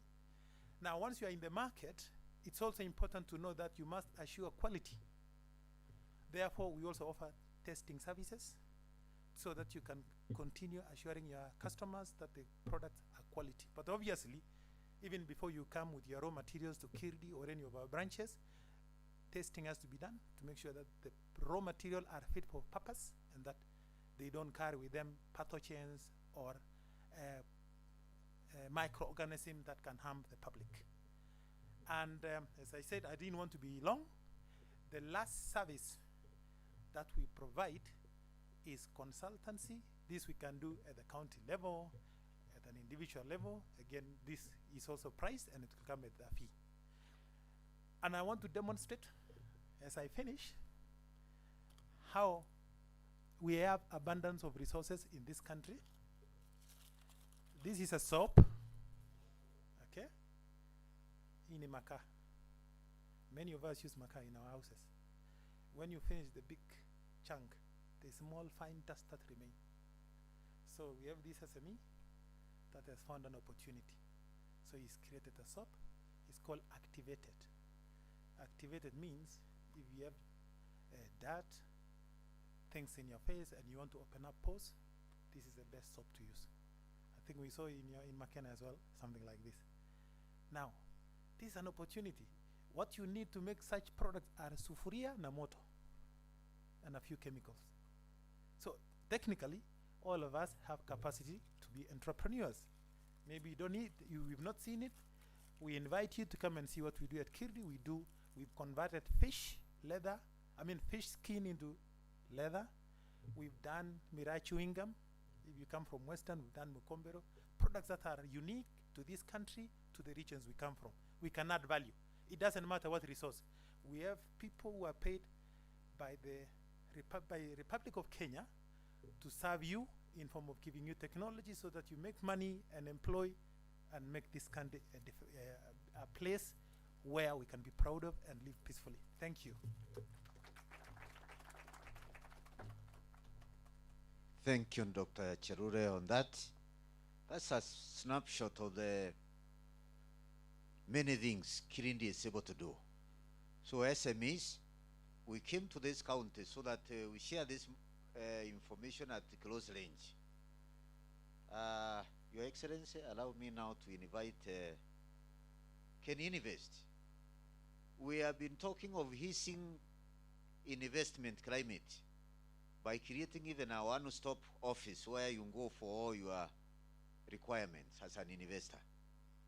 Can Invest, tell us how it happens in a few minutes.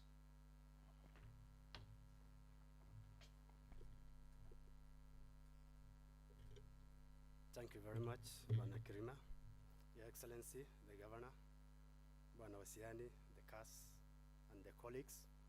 My name is Guracha Adi. I'm General Manager at Kenya Investment Authority. I'm not here alone. I have our acting CEO, Managing Director, Olivia, is here. And Banodua is also a board member. And just briefly, Kenya Investment Authority, we've had a lot, I think, since we came here. Our role is not basically in the technology, but we're here to market Kenya as an investment destination. We promote both local and foreign investors and facilitate them to establish their base here and do it without stress in a smooth manner. To do that, at KenInvest, we, as Mr. Karima has indicated, we operate a one-stop shop where we deal with investors in a streamlined and coordinated manner with various government agencies, seconding officers to ensure that investors get those procedures, licenses, approvals, and permits in the shortest time possible. We deal with both local and foreign, as I indicated. For foreign investors, the threshold is 100,000 USD, and for local investors, it's 1 million Kenya shillings.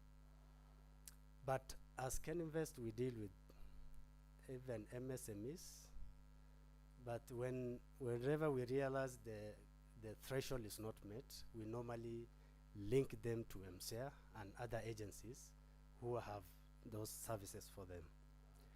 We have a number of services for MSMEs, like for instance, the business counseling and advisory services for startups, youths, women. We also have SME profiling and benchmarking, where we go look at our SMEs, their production, their products, and link them to multinationals, even give them the training they require to ensure that those products will be ready for both regional and even international market. We have also the business clinics, which we do in the counties. We train these local entrepreneurs so that they can be ready. One of the core objectives we have as an organization is we nurture our MSMEs to be multinationals of tomorrow. And this, we don't do it alone. We do it with the rest of our agencies. As you've heard, I think since yesterday, in various presentations, the key word here is investment.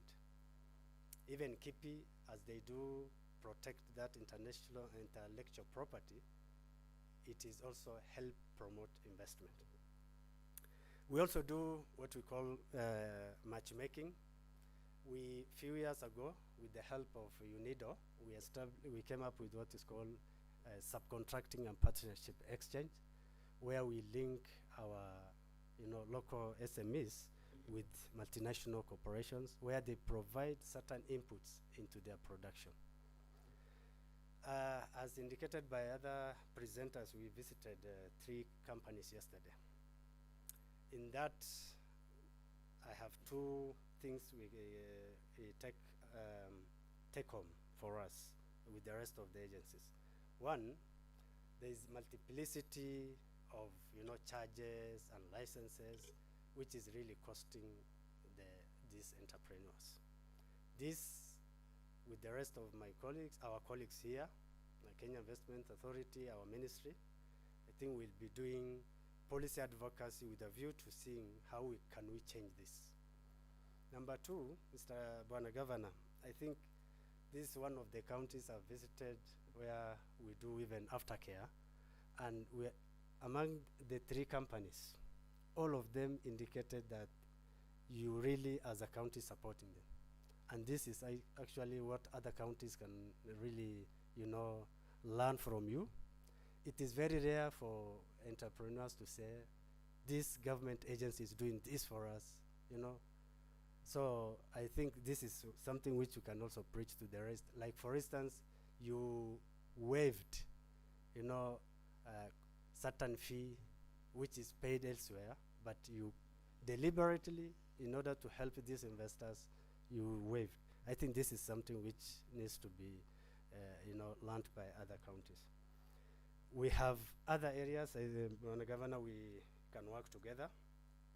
In our Kenya investment policy, we have county investment units which is basically an arrangement or that partnership between Kenya Investment Authority and the county government, where we can work with your department which is responsible for investment and trade issue. So we'll be coming to your office where we can establish that county investment unit. We also have county investment handbook, which will provide your investment team on how best you can also utilize the provisions within that document, as well as use our own, officers who have been trained on matters profiling of investment opportunities, which will be ready for uptake in the international market. So I'll stop there, and thank you very much.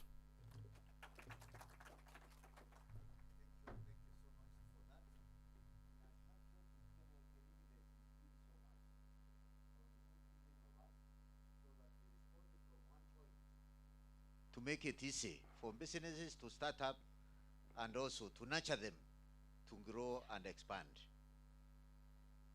And now, when we have seen everything else, the biggest resource we have is the human mind. Our Constitution 2010 provides as an obligation for the government to promote, protect, support, and enhance intellectual property rights of the people of Kenya. If you look at Article 11, Article 40, Article 69, and Article 260, intellectual property is recognized as a property. Many people lose out on the intellectual property in regimes where we don't have a stringent support mechanism. We would want to hear from ACA. Yesterday we had our KIPI registers. How do you ensure, particularly our SMEs, don't lose out on the intellectual property? Dr. Koten.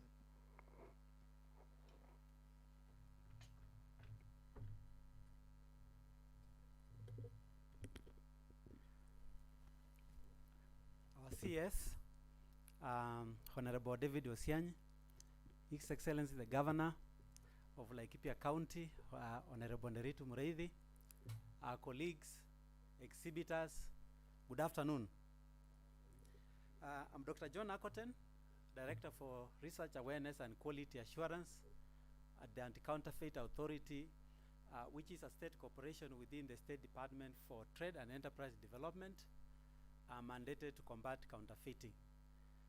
As ACA, we come at the tail end of the product development.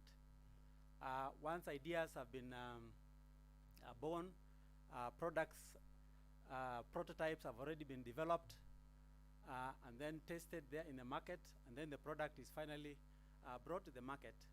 Then that's where ACA mandate actually begins, because it's at that particular moment where now we have these unscrupulous business people who do want to reap from where they have not invested.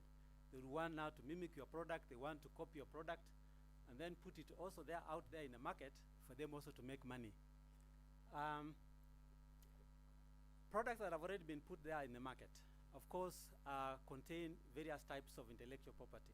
For example, if you are talking about the BJ50, the way that vehicle moves and so on, that process of movement and so on, that is the process that you can actually patent, because it's a process that probably you did it through R&D. It may have fallen probably 2 or 3 times or even 5 times before now you come up with a system, a mechanism of how that machine can actually work. So that is what called the patent, and that patent you have to protect it with the Kenya Industrial Property Institute. Then you may also want to give a name to that particular product, so that when that product is out there in the market, it will be identified by the consumers, and that's what we call the trademark. So yesterday we visited quite a number of companies. For example, McKenna's company that produces soap and different other products, including juices made from Mira. So that juice actually needs to have a name, and actually yesterday we discussed about that.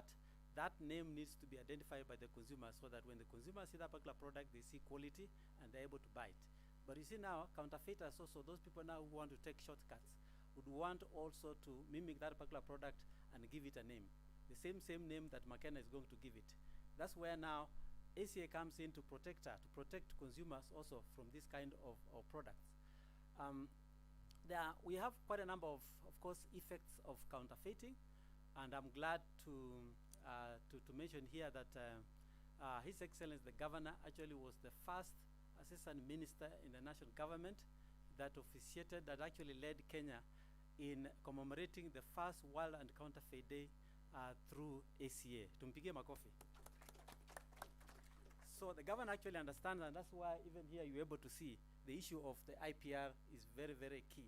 And therefore IPR is very, very important for economic development, for industrial development, and just quite a number of negative effects. If you look at, for example, manufacturers, they're able to lose, because of counterfeiting of their products, they lose the market share, they lose, they're able to, it also discourage also innovative activities, and of course in the end they are also likely also to, to send the employees home. Then how about also the county government? The county government as well as also the national government, of course, will also lose, because if you have farms that that collapse, definitely the tax revenue will go down. That's the tax revenue that the county government would have used actually to support the SMEs in terms of maybe providing infrastructure, and even reducing even the cost of electricity and so on. Now, how about the second aspect that ACA protects or spurs economic development is by protecting the market. The market is very, very important. For example, in the case of McKenna will develop her market here in Laikipia County, and of course that market probably will extend even to the other outer counties. That market needs to be protected from confusion of from these products that are made by the counterfeiters, and also from the safety and health aspect. So that market needs to be protected, because we need to ensure that our consumers are able to identify those particular products when they see them in the market. They should not be confused with the counterfeit products, which are also placed also in those places. Of course, we also need also to protect consumers also from the safety and health aspect, because these unscrupulous business people would produce these products probably in places which are totally unhygienic.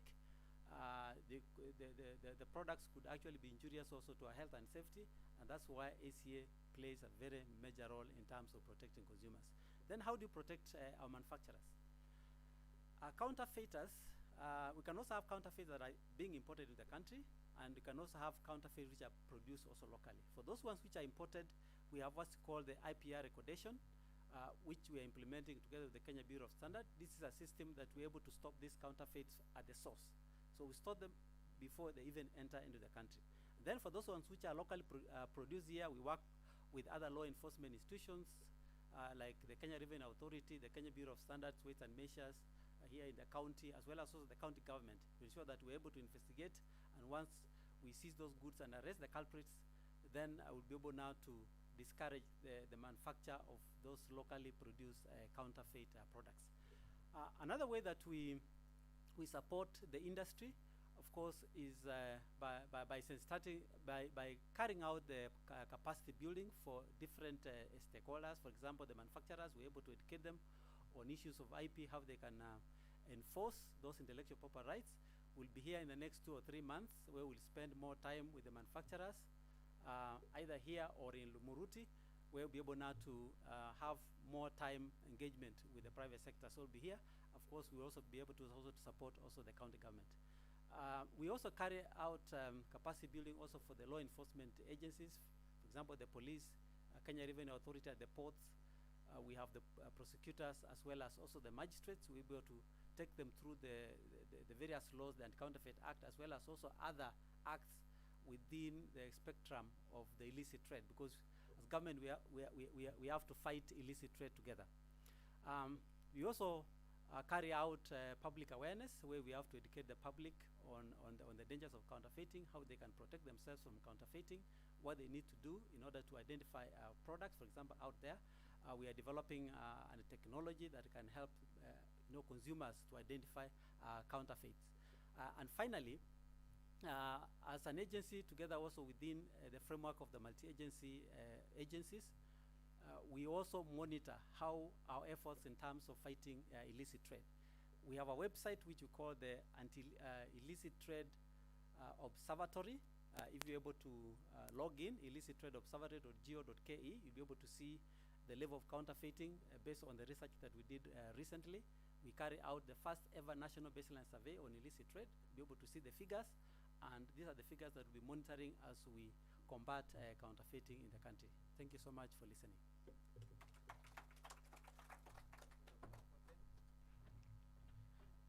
Colleagues, information obtained indicates that as a result of counterfeiting, countries have lost out on wood bump harvest because of getting fake and substandard inputs.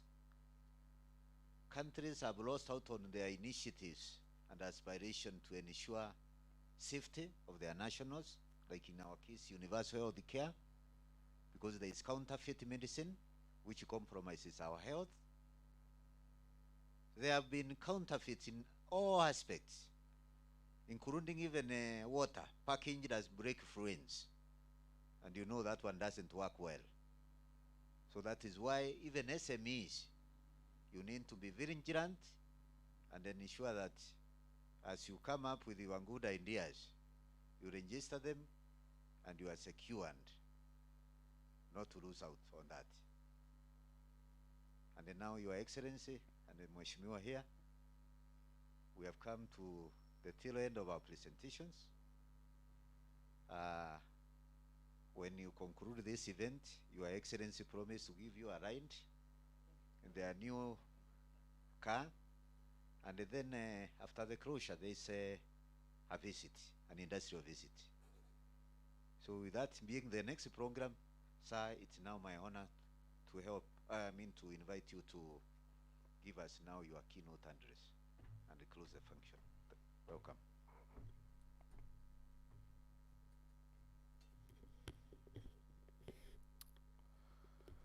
Kwa gavana wa gatuzi hili la Laikipia, Mheshimiwa Director Mreithi, naibu kamishna wa gatuzi hili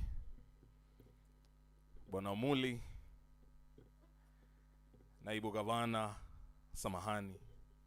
Bwana Mwaniki, tukiwa hapa na wakurugenzi wengi kutoka katika Wizara ya Biashara, Viwanda na Ujasiriamali.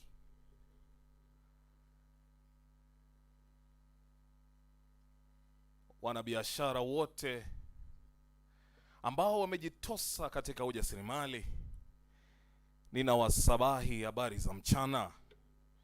Habari za mchana. Habari za mchana. Kwanza, gavana, wacha niseme tu kwamba hapa Nanyuki niko na marafiki wengi, lakini nilipofika nimepata umeteua wale ambao nimewafahamu kwa miaka mingi kama wachapakazi. Mmoja wapo ni waziri wako wa county wa biashara na viwanda, Bwana Biwott, BIWOOTT, akiwa na chief officer Woodboy. Hao tulikuwa nao shuleni pamoja. Lazima nikuelezee ili kwamba tutakapopotea jioni utuache tuwe vijana. Wewe utuache tu, usitutafute useme waziri amepotea Nanyuki. Wewe utuache tuende zetu tufanye vyetu. Sawa? Sawa kabisa. Na niliambia kamishna wa county, nikamwambia jameni, usitutafute sana jioni, usitutafute sana. Sisi tumetoka mbali na tunajua vingi. Na wewe ubaki na Bwana Muli na umwambie na Bwana Kanyiri, uwaambie nyinyi wachaneni na waziri. Baada ya hafla hii mimi si waziri tena kwa dakika chache hadi kesho asubuhi. Lakini nimeketi hapa nikisikiza kwa makini tunaponena, kila mmoja Gavana ametupa changamoto. Uzuri ni kwamba gavana amekuwa naibu waziri hapo awali. Na gavana anajua kwamba japo tungetamani mno tuwe na hela za kutosha ili kuendelesha na kusongesha mbele hafla ama harakati za wizara hii yetu, hela sisi kama wizara tunaomba tu. Kuna mmoja wa kuombwa, yule katika treasury kule. Unajua wale watu wanatuchanganya na hesabu. Lakini unaposema kwamba hatuwezi sema kuhusu ujasiriamali. Ujasiriamali katika kizungu ama Kiingereza inaitwa entrepreneurship. Inamaanisha, Waswahili walisema for you to be an entrepreneur lazima uwe jasiri wa mali.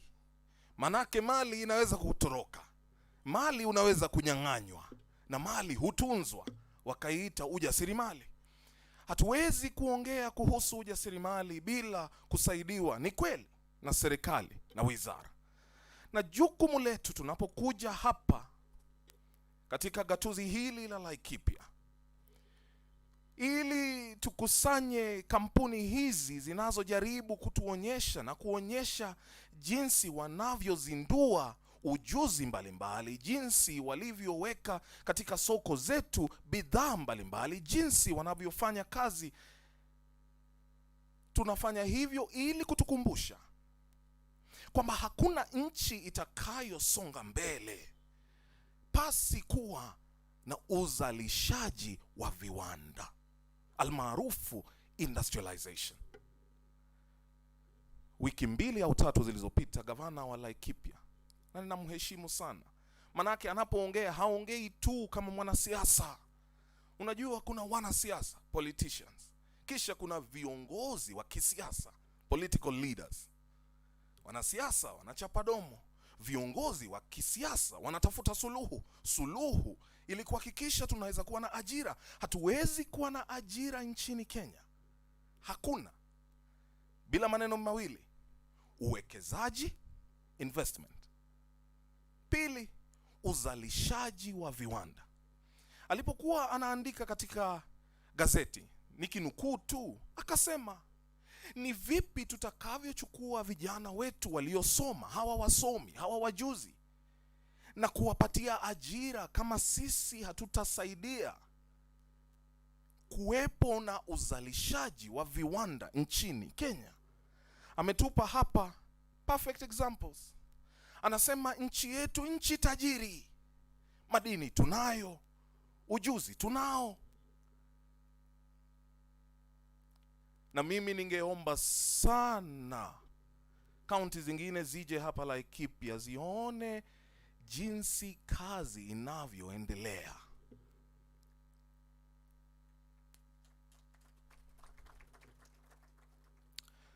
Huyo bwana aliyetengeneza, anaitwa Bwana Njogu, aliyetengeza gari. Nilipoona watu wanasema gari imekaa namna gani, nikajiuliza hao wanaongea hata hawajawahi tengeza toothpick. Hawajawahi.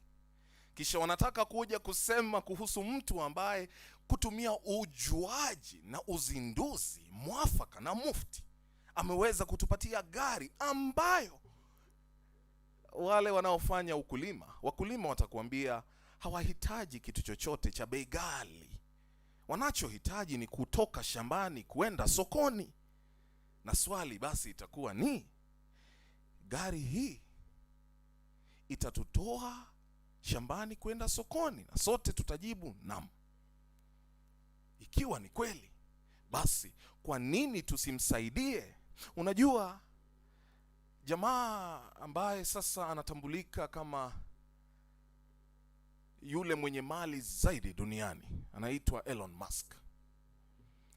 Elon Musk alichofanyiwa ni kupata mtu aliyemwamini jinsi bwana gavana Nderitu Mureithi anamwamini bwana Njogu.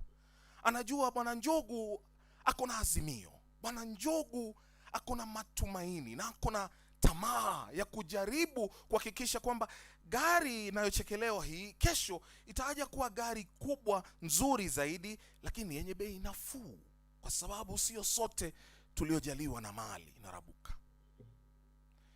Bwana Obama, rais wa Marekani, akamshika mkono akamwambia, bwana we, nimeona wewe ni mzinduzi hodari, hebu njoo nitakusaidia kusimama. Leo hii Elon Musk anatengeza magari Tesla, lakini mwanzo wake ulikuwa ni kushikwa mkono. Basi ni jukumu letu sisi sote kuwashika mikono wazinduzi kama hawa. Nimesikia Bi Makena ametajwa sana. Sasa sitatoka hapa bila kumtaja, kwa sababu Daktari Akoteng aliingia na gavana alirudi tu kuuza Bi Makena. Hata mimi wacha niuze Bi Makena, sijui ni nini, nitajua hapo mbele.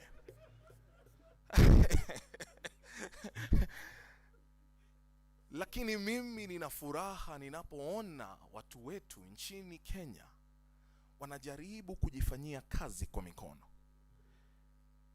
Kwa wiki hii ninatumai kwamba jinsi mlivyoelezwa kuhusu Ken Invest, wanaosimamia uwekezaji nchini, mmeelezwa kwamba mnapotaka value addition, kuongeza bei kwa vifaa vyenu ama bidhaa zenu, basi tuko na Kenya Industrial Research Development Institute watakao washika mikono na gavana. Ningetumai na mimi ninaomba sana, na nitaambia nani anatoka Kirdi hapa, bwana CEO yuko? The deputy CEO is here. Kwa sababu gavana ameonyesha kwamba yeye anataka kujaribu kusaidia hawa wanabiashara. Tafadhali tukirudi nyumbani tujaribu tuone akisaidiana na sisi tufungue a Kirdi branch here. I'll consult with the PS and I'll consult with the CS, because we go where we are needed and where there is proof that our services are in dire need. I hope that while we sat here and spent the whole week here, you got to hear very keenly about why we celebrate the existence of the Kenya Industrial Property Institute, to ensure that your intellectually well thought out ideas are protected. I hope that while we have been here, you have understood that Kenya Bureau of Standards are not just gatekeepers who are here to mess up your life, but to protect you and to facilitate traders like yourselves to get standardization. For how are you going to access the African market? Now we celebrate the Africa Continental Free Trade Area. How will you access that market without standardization? And that we are now charging far much less for our SMEs to ensure that they can get 3 standards at the cost of 1. I hope that our stay here while we were here has made you interact with the Scrap Metal Council. I hope that as the Numerical Machining Complex CEO spoke, you listened keenly as traders and SMEs. And I hope that our CEO will also give solutions as was challenged by the governor. I hope that while we have spent time here, you heard about the Kenya Industrial Estates and what it does, and how it attempts to facilitate the micro, small, and medium enterprises. I hope that you did not just sit here but had an opportunity to listen to why industrial parks are a major and big thing, and why the EPZ program, Export Processing Zone program, and the Special Economic Zone programs are important for you as a trader. Why would you consider setting up in a Special Economic Zone? I hope that you have learned this whole week about the Ministry of Industrialization. But while you learned, I also hope that we will respond to your needs to the best of our ability, for it counts for nothing to come and pontificate without solutions. We have an extremely vibrant, gifted team at the ministry, at the State Department of Industrialization, at the State Department for Trade and Enterprise Development, whose principal secretary is a son of this county. That we will also come from here with the things that you may need done. And you see, the thing about some of us is we are very honest. So that which can be achieved, we achieve. I ascribe to the philosophy, do not postpone to tomorrow that which you can accomplish this minute. And that we will have solutions. The COVID pandemic has been here with us. Statistics show that it has kept almost 2 million people out of jobs or rendered them jobless. I can imagine how Nanyuki, being a heartbeat of hospitality for this nation, and now you're transforming it to the heartbeat of industrialization, much to my joy. The impact has been real. But when I hear about the 1,545 SMEs that have been able to get up on their feet and do something, then I remember the beauty of industrialization. Statistics will demonstrate for every single job created, you have fed 8 other people off just one job. Statistics. And this is why here, industrialization and manufacturing is the future of our nation. Yes, the next revolution, industrial revolution, is going to be digital technology. We will not be left behind. But you see, I am also a believer in context. Context. What is our context? What works for us? That's why I celebrate Njogu. Context. Context. How many of our farmers are able to buy a brand new Hilux Toyota? And then, do you mean then we are going to discriminate against the farmers who are not able to afford that, but can afford some 300,000 instead of 6 million shillings, and who just need a means to deliver their goods to the market for sale? Ladies and gentlemen, when we talk about manufacturing, and this is why I celebrate what President Kenyatta has done, oftentimes, when you're building a house, and you want a house to go so high, you're going to invest more than half of the time working on the foundation. And when people are working on a foundation, you know, everyone says everything. Sasa anafanya nini hapo? Miaka minane, sijui 6 months, miezi 6, bado amekaa tu, hatuoni. Because you're investing in the foundation of that house. Those of us who will be here to experience the Vision 2030 will appreciate President Kenyatta's investment in the foundation. The Big Four agenda, foundational for this nation. Understanding that manufacturing is the future, I understand